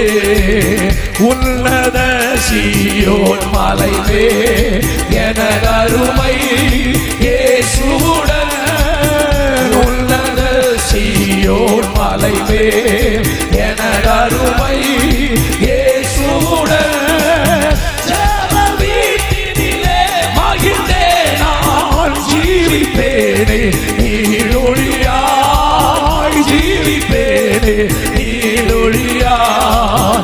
ஜெப வீட்டினிலே மகிழ்ந்தே நான் ஜீவிப்பேனே, நீடொழியாய் ஜீவிப்பேனே, நீடொழியாய். தேவசாயல் ஆக மாறி தேவனோடிருப்பே, நானோ தேவனோடிருப்பே. பாருங்கள், தேவசாயல் ஆக மாறி தேவனோடிருப்பே, நானோ தேவனோடிருப்பே. மூன்றில் ஒன்றாய் ஜொலிப்பவரை முகமுகமாய் தரிசித்திட, மூன்றில் ஒன்றாய் ஜொலிப்பவரை முகமுகமாய் தரிசித்திட, வாஞ்சையாய் தவிக்கும் எனதுள்ள வாரும் என்று கூப்பிடுதே, வாரும் என்று கூப்பிடுதே. தேவசாயல் ஆக மாறி தேவனோடிருப்பே, நானும் தேவனோடிருப்பே. கைகளை கருதி தேவசாயல் ஆக மாறி தேவனோடிருப்பே, நானும் தேவனோடிருப்பே. மலைமேல் எனதருமை இயேசுவுடன் உன்னத சீயோன் மலைமேல் எனதருமை இயேசுவுடன் வீட்டினிலே மகிழ்ந்தே நான் ஜீவிப்பேனே நீடுழியாய் ஜீவிப்பேனே நீடுழியாய் வீட்டினிலே மகிழ்ந்தே நான் ஜீவிப்பேனே நீடுழியாய் ஜீவிப்பேனே நீடுழியாய் தேவ சாயலாக மாறி தேவனோடிருப்பேன் நானும் தேவனோடிருப்பேன் தேவ சாயலாக மாறி தேவனோடிருப்பேன் நானும் தேவனோடிருப்பேன் பூமியின் கூடாரம் என்று பலவிடமே அழிந்திடுவே பூமியின் கூடாரம் என்று பலவிடமே அழிந்திடுவே கைவேலை அல்லாத பொன்வீடு கண்டடைந்து வாழ்ந்திடுவே கண்டடைந்து வாழ்ந்திடுவே கைவேலை அல்லாத பொன்வீடு கண்டடைந்து வாழ்ந்திடுவே கண்டடைந்து வாழ்ந்திடுவே தேவ சாயலாக மாறி தேவனோடிருப்பேன் நானோ தேவனோடிருப்பேன் தேவ சாயலாக மாறி தேவனோடிருப்பேன் நானோ தேவனோடிருப்பேன். கைகளை தட்டி ராஜாதி ராஜாவை உயர்த்தி துதிக்கலாமே. ஹல்லேலூயா. நம்முடைய சாயல் மாறுகிற நாள் வருகிறது. நம்முடைய சாபங்கள் நம்முடைய சரீரங்களை விட்டு விலகுகிற நாள் ஒன்று வருகிறது. கைகளை உயர்த்தி ஒரு அல்லேலூயா சொல்லுங்க. நேரம் போயிட்டு ஒரு முக்கியமான காரியத்தை மட்டும் சொல்லி முடித்து விடுகிறேன். நான்காவது, ஆண்டவர் உண்டு பண்ணி வைத்திருக்கிற முடிவு என்ன? ரட்சிப்புக்கு ஒரு முடிவை கர்த்தர் உண்டு பண்ணி வைத்திருக்கிறார். லூக்கா சுவிசேஷம் 13வது அதிகாரம் 23 முதல் 28 வரை உள்ள வசனங்களை வாசிக்க கேட்போம். லூக்கா 13 23 முதல் 28 வரை உள்ள வேத வசனங்கள். ஒருவன் அவரை நோக்கி, ஆண்டவரே, ரட்சிக்கப்படுகிறவர்கள் சில பேர் தானோ என்று கேட்டான்.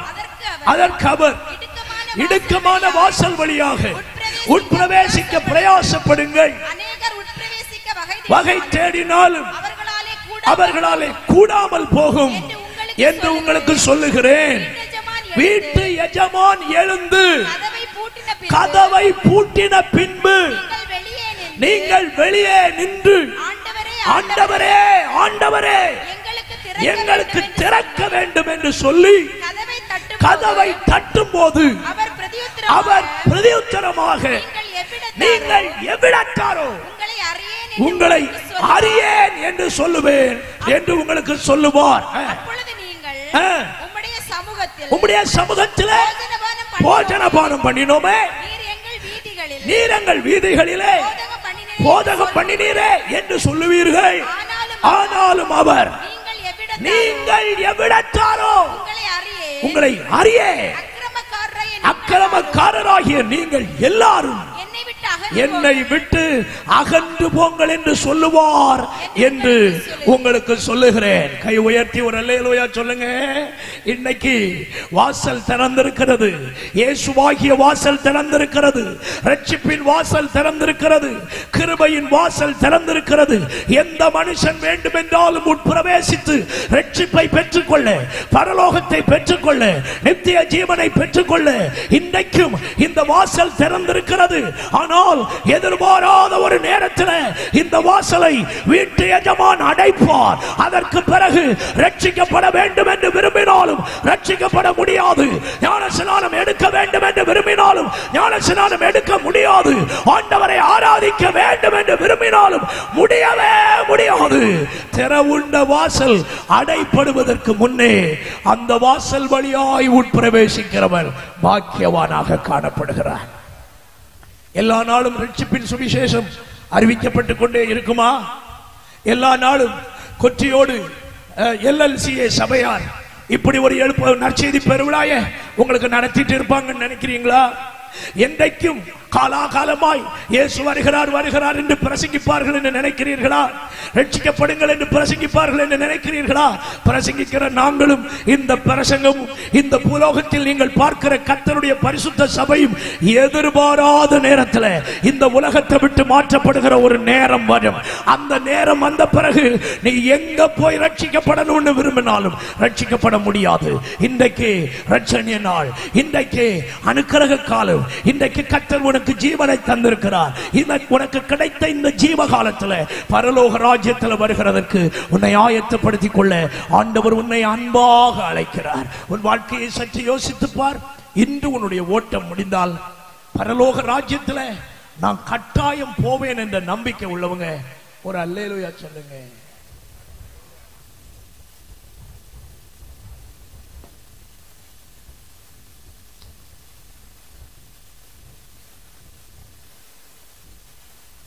இந்த இரவு வேளை இந்த நிலைமைகளை மாற்றுவதற்கு தான் இந்த கூட்டம்.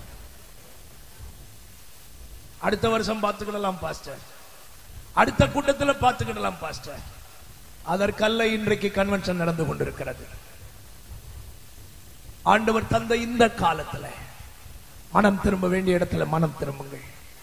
இயேசுவை இரட்சகராய் ஏற்றுக்கொள்ள வேண்டிய இடத்திலே ஏற்றுக்கொள்ளுங்கள். அவர்தான் உங்கள் பாவங்களுக்காக மரித்தவர், உங்கள் அக்கிரமங்களுக்காக மரித்தவர். அவருடைய கடைசி சொட்டு ரத்தத்தையும் உங்கள் பாவங்களுக்காக, சாபங்களுக்காக, உங்கள் நோய்களுக்காக, இந்த உலகத்தை விட்டு நீங்கள் பரலோகம் வர வேண்டும் என்கிற ஒரே காரணத்துக்காக தேவகுமார் மணி உருக்கொண்டு இந்த உலகத்திற்கு இறங்கி வந்து தம்முடைய கடைசி சொட்டு ரத்தத்தையும் உங்களுக்காக சிந்தினார். சிலுவையில் அடிக்கப்பட்டு மரித்தார், அடக்கம் பண்ணப்பட்டு மூன்றாவது நாள் உயிரோடு எழும்பினார். இன்றைக்கும் உயிருள்ளவராயிருந்து அற்புதங்களினாலும் அடையாளங்களினாலும் பலத்த செய்கைகளினாலும் தன்னை உயிரோடு இருக்கிறவராக இன்றைக்கும் நிரூபித்துக் கொண்டிருக்கிறார். இந்த ராத்திரி வேளை ரட்சிக்கப்படவில்லையா? வார்த்தைகளை தூரத்திலும் சமீபத்திலும் கேட்கிற அன்பான தேசவாசிகளே, நண்பர்களே, சகோதர சகோதரிகளே, இதுவரைக்கும் உங்கள் வாழ்க்கையை ஆண்டவருக்கு ஒப்புக் கொடுக்கவில்லையா? இயேசு மதம் மாற்றுகிறதுக்காக வரவில்லை. இந்த கூட்டங்கள் மதம் மாற்றுகிறதுக்காக நடக்கவில்லை. மனிதனை பரலோகத்துக்கு கொண்டு போகிற மார்க்கத்தை சொல்லிக் கொடுப்பதற்காகவே நடந்து கொண்டிருக்கின்றனவே தவிர வேறு ஒன்றும் இந்த கூட்டத்தினுடைய நோக்கம் அல்ல. ஆண்டவருடைய வசனங்களை உங்களுக்கு தெளிவாக காண்பித்தேன். நீங்கள் கோபப்படுவதிலே எந்த அர்த்தமும் இல்லை. வசனங்களை உங்களுக்கு தெளிவுபடுத்தி காட்டும் பொழுது நீங்கள் புரிந்து கொண்டு அசத்தியங்களில் இருந்து சத்தியங்களுக்குள்ளே வர வேண்டும் என்பதுதான் தேவன் உங்களிடத்தில் எதிர்பார்க்கிறது. மனம் திரும்புகிற ஒருவன் நிமித்தம் பரலோகம் சந்தோஷப்படுகிறதா? எத்தனையோ கூட்டங்களை நீங்கள் நெக்லெக்ட் பண்ணியிருக்கலாம். ஆண்டவர் உங்களை நேசிக்கிறதுனால தான் ஜீவனை கூட்டி தந்து இந்த கன்வென்ஷன் கூட்டங்களை தந்து இப்படிப்பட்ட பிரசங்கங்களை உங்கள் காதுகளுக்கு கேட்க பண்ணி உங்கள் ஆத்துமாவை நேசிக்கிறார். அவருடைய நேசத்தை நீங்கள் புறம் தள்ளி, அவருடைய அன்பின் தருணங்களை நீங்கள் புறம் தள்ளினால் என்றைக்கும் அவர் அன்பாய் இருக்க மாட்டார். ஒரு நாள் அவர் நியாயாதிபதியாக வருவார். அன்றைக்கு உங்களை தப்புவிக்கிறது அல்ல அவருடைய வேலை, அன்றைக்கு உங்களுக்கு நியாயம் செய்வது மட்டும்தான் அவருடைய வேலை. அந்த நாளுக்கு நீங்கள் ஒருவரும் நிர்பாக்கியர்களாய் மாறிவிடாதபடி இந்த இரவு வேளையை பயன்படுத்திக் கொள்ள கர்த்தர் உங்களுக்கு கிருபை தருவாராக. அன்பு நண்பனே, சகோதரனே, சகோதரியே, நீ பயப்படுகிற எந்த காரியமும் உன்னை நித்திய ஜீவனுக்கு கொண்டு போவதில்லை. நீ பயப்படுகிற எந்த மனிதர்களும் உனக்கு பரலோகத்தை தரப்போகிறது இல்லை. நீ நினைக்கிறது போல் உன் வாழ்க்கையின் சூழ்நிலை உனக்கு அமைய போகிறது இல்லை. ஒன்றிலே நம்முடைய மரணம் அல்லது கர்த்தராகிய இயேசு கிறிஸ்துவினுடைய வருகை, இது ரெண்டிலே எது ஒன்று நம்முடைய வாழ்க்கைக்கு முந்திக் கொள்கிறதோ அந்த நிமிடம் நாம் மகிமையின் ராஜ்யமாகிய இனிவரும் உலகமாகிய அந்த பரலோக வாழ்வுக்கு பாத்திரவான்களாக மாற வேண்டியது அவசியம். ஞானஸ்நானத்தை குறித்து ஒரு வார்த்தை கூட சொல்லி வார்த்தைகளை நிறைவு செய்கிறேன். மணிக்கூர் கணக்கா ஆற்றில குளிக்கிறதுக்கு நமக்கு இருதயம் இருக்கு. ஆனா பிதா குமாரன் பரிசுத்தாவின் நாமத்துல ஒரே ஒருக்கா முங்கி எழும்புவதற்கு மனசுல இடம் இல்லை. கட்டிடா இப்ப புரியும்னு நினைக்கிறேன். மணிக்கூர் கணக்கா 150 தடவை வேணும்னாலும் முங்கி எழும்புவதற்கு இருதயம் இடம் கொடுக்குது. ஆனா கூட்டத்தாரின் நடுவில் பிதா குமாரன் பரிசுத்தாவின் நாமத்துல ஒருக்கா முங்கி எழும்புவதற்கு இதுல இருந்தே நீ விளங்காண்டாமா? ஆத்மாவை பாதாளத்துக்கு கொண்டு போறதுக்கு சாத்தான் எவ்வளவு வேலை செய்யான்றதை இனியாவது விளங்காண்டாமா?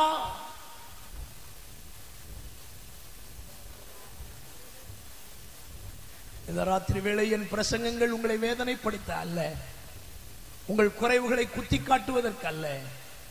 என்னுடைய பிரசங்கங்கள் உங்கள் மனக்கண்களை திறந்து விடுவதற்காக. எனக்காக எப்படி ரத்தம் சிந்தினாரோ அதே போல் உங்களுக்காக ரத்தம் சிந்தினார். எனக்காக எந்த பரலோகத்தை ஆயத்தப்படுத்திக் கொண்டிருக்கிறாரோ அதே பரலோகத்தை உங்களுக்காக ஆயத்தப்படுகிறார். இன்றைக்கு ஞான ஸ்நானம் எடுக்க உன்னை ஒப்புக்கொடு. சூழ்நிலைகளை பார்க்காதே, நீ ஒப்புக்கொடு. சூழ்நிலைகளை எல்லாம் கர்த்தர் பின்னால உனக்கு மாற்றி தர வல்லவராக இருக்கிறார். நல்ல கைகளை உயர்த்தி ஒரு அல்லேலூயா சொல்லலாம். இயேசுக்கு வாழ்க்கையை ஒப்பு கொடுக்காதவர்கள் இந்த இரவு வாழ்க்கையை ஒப்பு கொடுங்கள். அவருடைய வருகை சமீபம். அவருடைய வருகைக்கு உங்களை ஆயத்தப்படுத்துங்கள். ஆயத்தம் உள்ளோரை அவர் சேர்த்துக் கொள்ளுகிற நாளிலே நீங்களும் சேர்த்துக் கொள்ளப்பட பரலோக தேவன் உங்கள் அத்தனை பேருக்கும் கிருபை தருவாராக. இங்கே நான் உங்களை எவ்வளவு தெளிவாக பார்க்கிறேனோ இதிலே ஒரு சிறு குழந்தையை கூட தவறாதபடி பரலோகத்திலும் காண்பதற்கு பரலோக தேவன் நம் எல்லாருக்கும் கிருபை தந்தருளுவாராக. பரிசுத்தவான்கள் தேவ மக்கள் எல்லாரும் ஒன்றாய் மகிமையின் ராஜ்யத்தில் காணப்பட பரிசுத்த தேவனுடைய கிருபை நம் அனைவர் மேலும் பூரணமாய் தங்குவதாக. ஒரு ஆமென் சத்தமா சொல்லுங்க. நாம் எல்லாரும் இருக்கிற இடத்துல எழும்பி நிற்கலாமா? ஆண்டவருக்கு ஸ்தோத்திரம். ஒரு அன்பான வேண்டுகோள், என்னுடைய ஜெபம் முடிகிறது வரைக்கும் தயவு கூர்ந்து ஒரு ஆளும் இந்த மைதானத்தை விட்டு வெளியே போகக்கூடாது என்பது என்னுடைய அன்பின் கட்டளை. 3 நாளும் உங்கள்கிட்ட நான் இந்த வார்த்தையை நான் கேட்கவே இல்லை. இன்னைக்கு நாளைக்கு நான் இங்க கன்வென்ஷன் பேச மாட்டேன். ஆமென். ஒரு அல்லேலூயா சத்தமா சொல்லுங்க பார்க்கலாம். சந்தோஷமா ஒரு அல்லேலூயா சொல்லுங்க. சபை விசுவாச மக்கள் ஏதோ ஒரு தேவைக்காக போவாங்க, விட்டுருங்க. மற்றபடி எந்த காரியங்களா இருந்தாலும் சரி, எந்த காரியமா இருந்தாலும் சரி, ஒருவரும் வெளியே போக கூடாது. இதுவரைக்கும் தந்த கிருபையை இனியும் அப்பா உங்களுக்கு தருவார். கண்களை மூடலாமா? வேகமாய் கண்களை மூடுங்கள். வாய்களை திறந்து ஸ்தோத்திரம் பண்ணி ஜெபம் பண்ண ஆரம்பிங்கள். எல்லா தேவ பிள்ளைகளும் இன்றைக்கு இந்த இரவு வேளை உங்கள் கண்களை மூடிக்கொள்ளுங்கள். எல்லாருடைய கண்களும் மூடட்டும். ஆண்டவர் இயேசுவினுடைய வருகை, இந்த உலகத்திற்கு முடிவு எல்லாம் தேவனால் நியமிக்கப்பட்டிருக்கிறது. அவர் நியமிக்கப்பட்டபடியே எல்லாவற்றையும் செய்கிறவர். தம்முடைய அன்பின் குமாரனை இந்த உலகத்திற்கு ஜீவ பலியாக அனுப்புவேன் என்று ஆதாம் முதலாவது பாவம் செய்த போதே தீர்மானம் பண்ணி வாக்குத்தத்தம் சொன்னவர் தகுந்த காலத்தில் அதை நிறைவேற்றினது உண்மையானால் நம்முடைய இரட்சகர் திரும்ப வருவதும் உண்மை. இந்த உலகம் அழியும் என்பது உண்மை. இனி ஒரு உலகம் தேவ பிள்ளைகளுக்காக வரப்போகிறது என்பதும் உண்மை. அப்படியானால் நாம் கர்த்தருடைய வசனங்களை விசுவாசித்து நம்முடைய வாழ்வை நித்திய ஜீவனுக்கு நேராக திருப்ப வேண்டியது நம்மேல் விழுந்த கடமை. வாய் திறந்து ஜெபிக்க ஆரம்பியுங்கள். சகோதரர்கள் சகோதரிகள் ஜெபிக்கிறீர்கள், சந்தோஷம். இன்னும் கொஞ்சம் சத்தம் உயர்த்தி ஜெபிங்க. வாய் திறந்து கேளுங்க. என்ன ஆயத்தப்படுத்துங்க, என்ன தகுதிப்படுத்துங்க, என்ன கர்த்தருடைய ராஜ்யத்துக்கு தகுதி உள்ளவனாக ஆண்டவர் என்ன மாற்றுங்கப்பா. ஹல்லேலூயா. அவருடைய வருகையின் அடையாளங்கள் எல்லாம் நிறைவேறிக் கொண்டே இருக்கிறது. கடைசி நாட்களில் கொடிய காலங்கள் வரும் என்பதை அறிவாயாக. மனிதர்கள் தற்பிரியராய், பணப்பிரியராய், தாய் தகப்பன்மாருக்கு கீழ்ப்படியாதவர்களாய், சுபாவ அன்பில்லாதவர்களாய், பரிசுத்தம் இல்லாதவர்களாக, தேவ பக்தியினுடைய வேஷத்தை தரித்துக் கொண்டு அதனுடைய பலனை மறுதலிக்கிறவர்களாக இப்படியெல்லாம் உலகம் மாறும் என்று தேவ மனிதர்களை கொண்டு கர்த்தர் சொன்ன வார்த்தை இன்றைக்கு உலகத்தில் நிறைவேறிக் கொண்டிருக்கிறது. இனியும் நான் நிர்விசாரமாய் இருந்தால் நம்மை நாமே கெடுத்துக் கொள்ளுகிறவர்களாய் இருப்போம். இனியும் நாம் நிர்விசாரமாய் வாழ்ந்தால் நித்திய ஜீவனுக்கு பங்கில்லாதவர்களாய் போய்விட வாய்ப்புகள் ஏராளம் இருக்கிறது. இந்த ராத்திரி வேளை கர்த்தருடைய சமூகத்துக்கு நம்மை ஒப்புக் கொடுப்போம். ஹல்லேலூயா. நன்றி அப்பா. மேகமீதில் இயேசு ராஜன் வேகம் வாராரே. மேகமீதில் இயேசு ராஜன் வேகம் வாராரே. ஆயத்தமுள்ளோரை ஆகாயம் சேர்க்க அவரே. எல்லாரும் கைகளை தட்டி பாடலாமா? எல்லா தேவ பிள்ளைகளும், வாலிப தம்பிகள், தங்கச்சிமார், சகோதர சகோதரிகள் எல்லாரும் பாடலாம். மேகமீதில் இயேசு ராஜன் வேகம் வாராரே. மேகமீதில் இயேசு ராஜன் வேகம் வாராரே. கிறிஸ்துவல் தாமே ஆர்ப்பரிப்போடே அவனியில் வாராரே. ஆண்டவர் தாமே ஆர்ப்பரிப்போடே அவனில் வாராரே. நீண்டவர்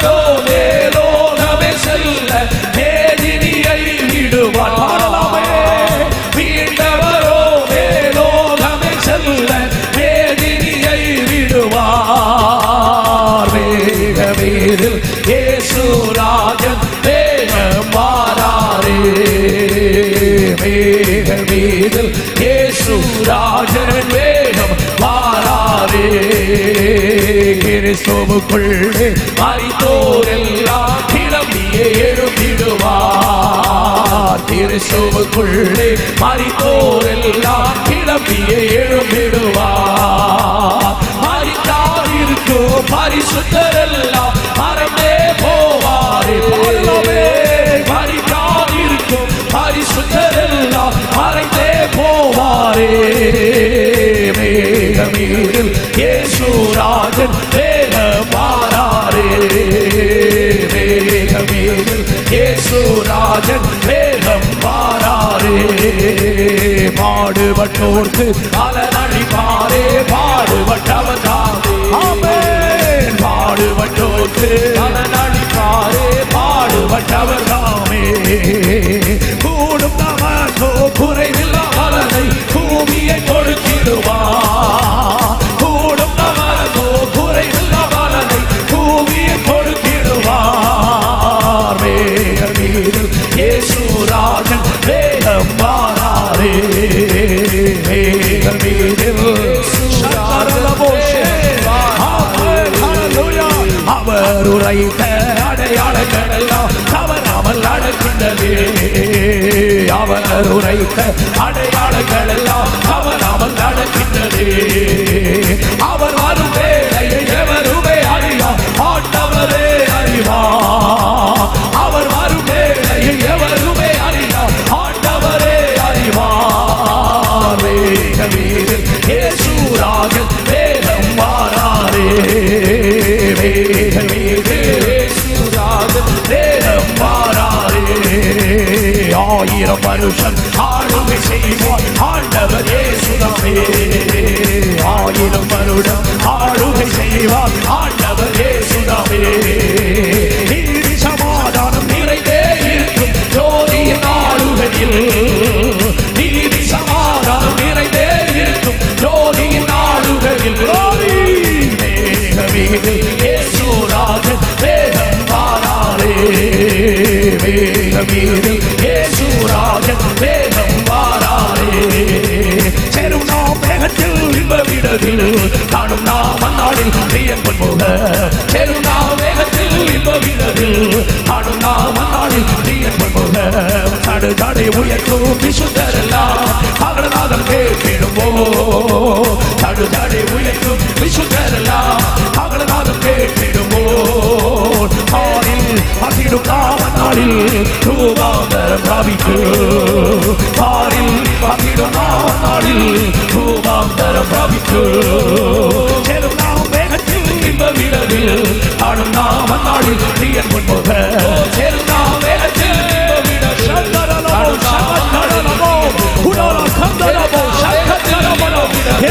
சீக்கிரம் வருகிறோம். லோகடும் கண்களும் மரணமடு செல்லும் நீ பயப்படாதே. லோகடும் மரணமடு செல்லும் நீ பயப்படாதே. தேகம் மண்ணோடு சேர்ந்தாலும் ரூபாந்தரம் பிராபிக்கு. தேகம் மண்ணோடு சேர்ந்தாலும் ரூபாந்தரம் பிராபிக்கு. சேர்ந்தா வேகத்தில்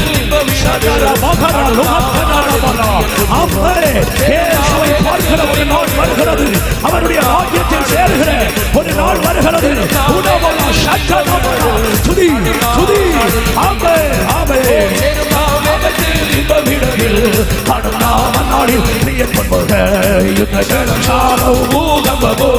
அடிக்கடி உயர்ந்திடுமோ. யுத்தங்களும் சாரமும் பூகம்பமோ அடிக்கடி உயர்ந்திடுமோ. காந்த இசுவரால் காலமாய் ரூபாந்தரம் பிராபிக்கு. காந்த இசுவரால் காலமாய் ரூபாந்தரம் பிராபிக்கு. சேர்ந்தா வேகத்தில் இந்த ராத்திரி உன் ரட்சணத்தின் நாளாய் மாறுவதாக. இந்த ராத்திரி உன் விடுதலையின் நேரமாய் மாறுவதாக. இந்த ராத்திரி உன் அற்புதத்தின் நேரமாய் மாறுவதாக. இந்த ராத்திரி உன் ஆற்றுமா அறுவடையின் நேரமாய் மாறுவதாக. இந்த ராத்திரி உன் பெயர் பரலோகத்தில் எழுதப்படுகிற ஒரு நேரமாய் மாறுவதாக. கை ஒட்டி வாய்களை திறந்து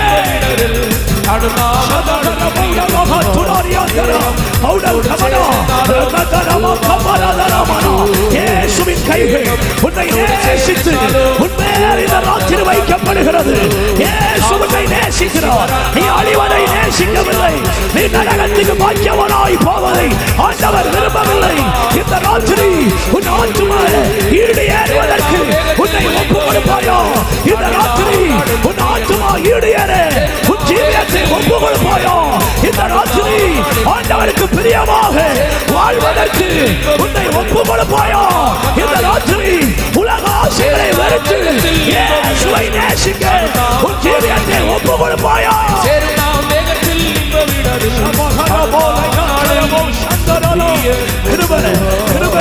கர்த்தருடைய பிரசன்னம் இந்த இடத்தை நிரப்பி இருக்கிறது. கர்த்தருடைய பிரசன்னம் இந்த இடத்தை நிரப்பி ஆளுகை செய்கிறது.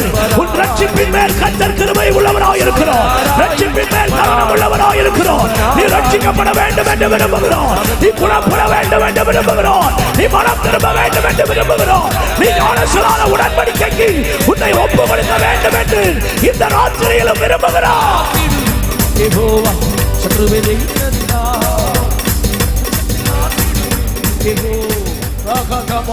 கைகளை தட்டி நல்ல வாயை திறந்து மைதானம் முழுவதிலும் தேவ பிரசன்னம் ஆட்கொண்டிருக்கிறதை என்னால உணர முடிகிறது. ஆமென். கர்த்தர் உங்கள் நடுவில் கிரியை செய்து கொண்டிருக்கிறார். ஆமென். உங்கள் சிந்தைகள் எல்லாம் உங்களுக்குள்ளே ஆமென் இந்த ராத்திரி வேளையிலும் உங்கள் பரலோகத்தை குறித்ததாக சிந்திக்கிறதா இருக்கட்டும். யோசித்து பார். இந்த ராத்திரி நான் நித்தியத்துக்கு பங்குள்ளவனா? இந்த ராத்திரி நான் பரலோகத்துக்கு பாக்கியம் உள்ளவனா?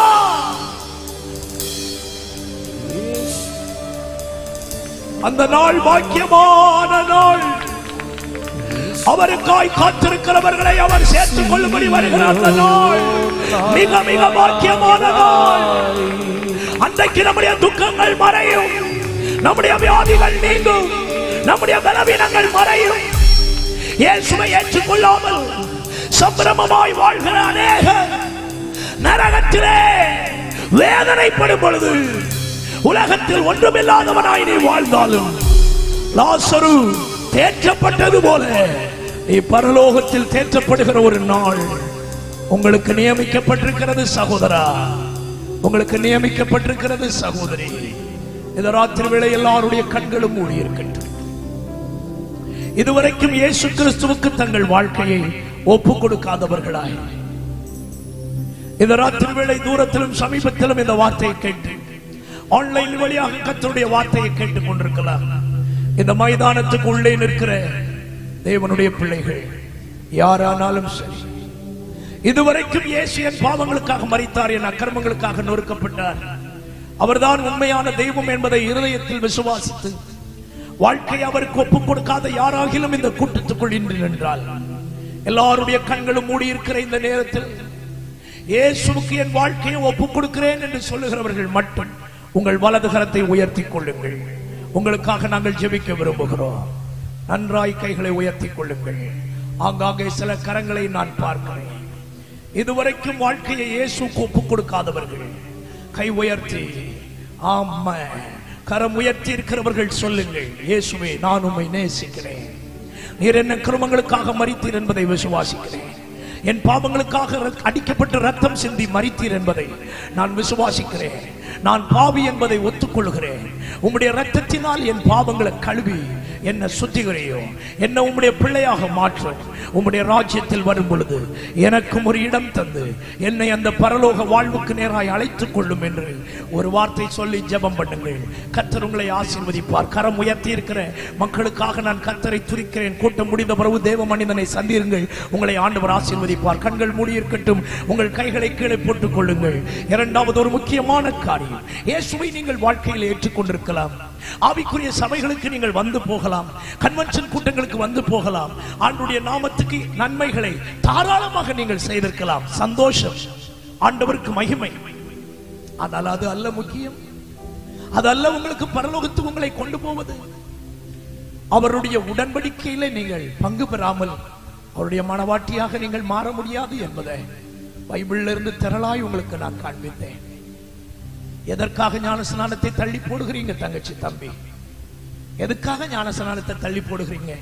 சகோதரர்களே, சகோதரிகளே, அம்மாமாரே, தகப்பன்மாரே, எதற்காக நீங்கள் ஞானஸ்நானத்தை தள்ளுகிறீர்கள்? உங்கள் மேல் இன்றைக்கும் தம்முடைய 2 கரங்களையும் விரித்தவராய், இன்றாகிலும் நீ இந்த செய்ய மாட்டாயா என்று கண்ணீர் நிறைந்த கண்களோடு உங்களை பரலோகத்திலிருந்து கவனித்து பார்த்து கொண்டிருக்கிறார். ஒரு மனிதன் மனம் திரும்பும் பொழுது அவர் பரலோகத்தில் சந்தோஷப்படுகிறார். இதுவரைக்கும் ஞானஸ்நான சத்தியத்துக்கு 14 வயது பூர்த்தியாகி 15 வயதை தொட்டு அதற்கு மேல் எத்தனை வயதானாலும் சரி, இதுவரையிலும் ஞானஸ்நான சத்தியத்துக்கு தங்களை அர்ப்பணிக்காத யாராகிலும் இங்கே உண்டென்றால், நான் எதையுமே உங்களுக்குள் திணிக்க விரும்புகிறதில்லை. எதையும் பொய்யும் புரட்டுமாக நான் உங்களுக்கு இதுவரைக்கும் பேசவில்லை. பேசினதையெல்லாம் வசனத்திலிருந்து உங்களுக்கு எடுத்து காண்பித்தேன். உங்கள் கண்கள் திறக்கப்பட்டிருக்கும் என்று விசுவாசிக்கிறேன். இன்றாகிலும் நான் ஞானஸ்நான சத்தியத்துக்கு கீழ்ப்படிய விரும்புகிறேன். எனக்கு அந்த உண்மையான ஞானஸ்நானம், இயேசு எடுத்த ஞானஸ்நானம் எனக்கு வேண்டும். நான் என்னை ஒப்புக் கொடுக்கிறேன் என்று இந்த ராத்திரி வேளை தீர்மானம் பண்ணுகிறவர்கள் எல்லாருடைய கண்களும் மூடியிருக்கிற இந்த நேரத்தில் உங்க வலது கரத்தை உயர்த்தி ஆண்டவருக்கு உங்களை ஒப்புக் கொடுங்கள். உங்களுக்காக நாங்கள் ஜெபிக்க விரும்புகிறோம். Thank you Lord. Hallelujah. அங்கங்கே சில கரங்களை பார்க்கிறேன். நல்ல கைகளை உயர்த்தி கொள்ளுங்கள். Thank you Jesus. மற்றவர்கள் எல்லாம் கண்ணை மூடி ஸ்தோத்திரம் பண்ணி கொண்டே இருங்கள். 4 கரங்களை பார்க்கிறேன். இன்னும் யாராகிலும் 5 கரங்களை பார்க்கிறேன். இன்னும் யாராகிலும் உண்டென்றால் 6 கரங்களை பார்க்கிறேன். இன்னும் யாராகிலும் உண்டென்றால் praise God. இன்னும் யாராகிலும் உண்டென்றால் உங்கள் கைகளை உயர்த்தி கொள்ளுங்கள். 7வது கரத்தை பார்க்கிறேன். நல்ல வகைகளை உயர்த்தி கொள்ளுங்கள். இன்னும் யாராகிலும் உண்டென்றால் உங்கள் கைகளை உயர்த்தி கொள்ளுங்கள். இது இரட்சணிய நாள், இது அனுக்கிரக காலம். இன்னும் கொஞ்சம் காலம்தான். 8வது ஒரு கரத்தை பார்க்கிறேன். இன்னும் யாராகிலும் உண்டென்றால் உங்கள் கைகளை உயர்த்தி கொள்ளுங்கள். இன்னும் யாராகிலும் உண்டென்றால் உங்கள் கைகளை உயர்த்தி கொள்ளுங்கள். எதற்காகவும் யோசிக்காதே. ஞானஸ்நானம் என்பது உன்னை நித்திய ஜீவனுக்கு பங்குள்ளவனாய் மாற்றுகிறது. கரம் உயர்த்தி இருக்கிற எல்லா தேவ பிள்ளைகளுக்காக நான் கர்த்தரை துதிக்கிறேன். இப்போ ஒரு உண்மை என்ன தெரியுமா? நீ ஒப்பு கொடுத்திருக்கிற இந்த நேரத்திலேயே பரலோகத்தில் தூதர்களுக்கு முன்பாக பிதாவாகிய தேவன் சந்தோஷப்பட்டு களி கூறுகிறார். கைகளை கொட்டி இந்த ஆத்துமாக்களுக்காக நாம் கர்த்தரை துதிப்போம். இந்த ஆத்துமாக்களுக்காக கர்த்தரை துதிப்போம். எத்தனையோ லட்சங்கள் செலவு பண்ணியிருந்தாலும் இந்த ஆத்துமா அறுவடை நம்முடைய வாழ்வுக்கும் ஊழியத்துக்கும் பெரிய ஆசீர்வாதம். கைகளை தட்டி வாய்களை திறந்து ஹல்லேலூயா, ஹல்லேலூயா, நல்ல வாய்களை திறந்து ஆமென். கரம் உயர்த்தின உங்களை தேவன் பலப்படுத்துவாராக. இந்த தீர்மானங்களை நிறைவேற்ற ஆண்டவர் உங்களுக்கு இரக்கம் செய்து உங்களை நடத்துவாராக. தகுந்த நேரத்தில் ஞானஸ்நானம் பெற்று பரிசுத்த சபையில் அங்கத்தினர்களாய் மாறி கிறிஸ்துவின் சரீரத்துக்கும் இரத்தத்துக்கும் பங்குள்ளவர்களாய் மாறி அவருடைய மகிமையான வருகையிலே அவரோடு எடுத்துக் கொள்ளப்பட கர்த்தர் உங்களுக்கு கிருபை தருவாராக. அந்த நாள் நல்ல நாள், பாக்கிய நாள். கைகளை உயர்த்தி அந்த நாள் நல்ல நாள், பாக்கிய நாள். காலமோ செல்லுதே, வாலிபமும் மறையுதே, எண்ணமெல்லாம் வீணாகும், கல்வியெல்லாம் மண்ணாகும்.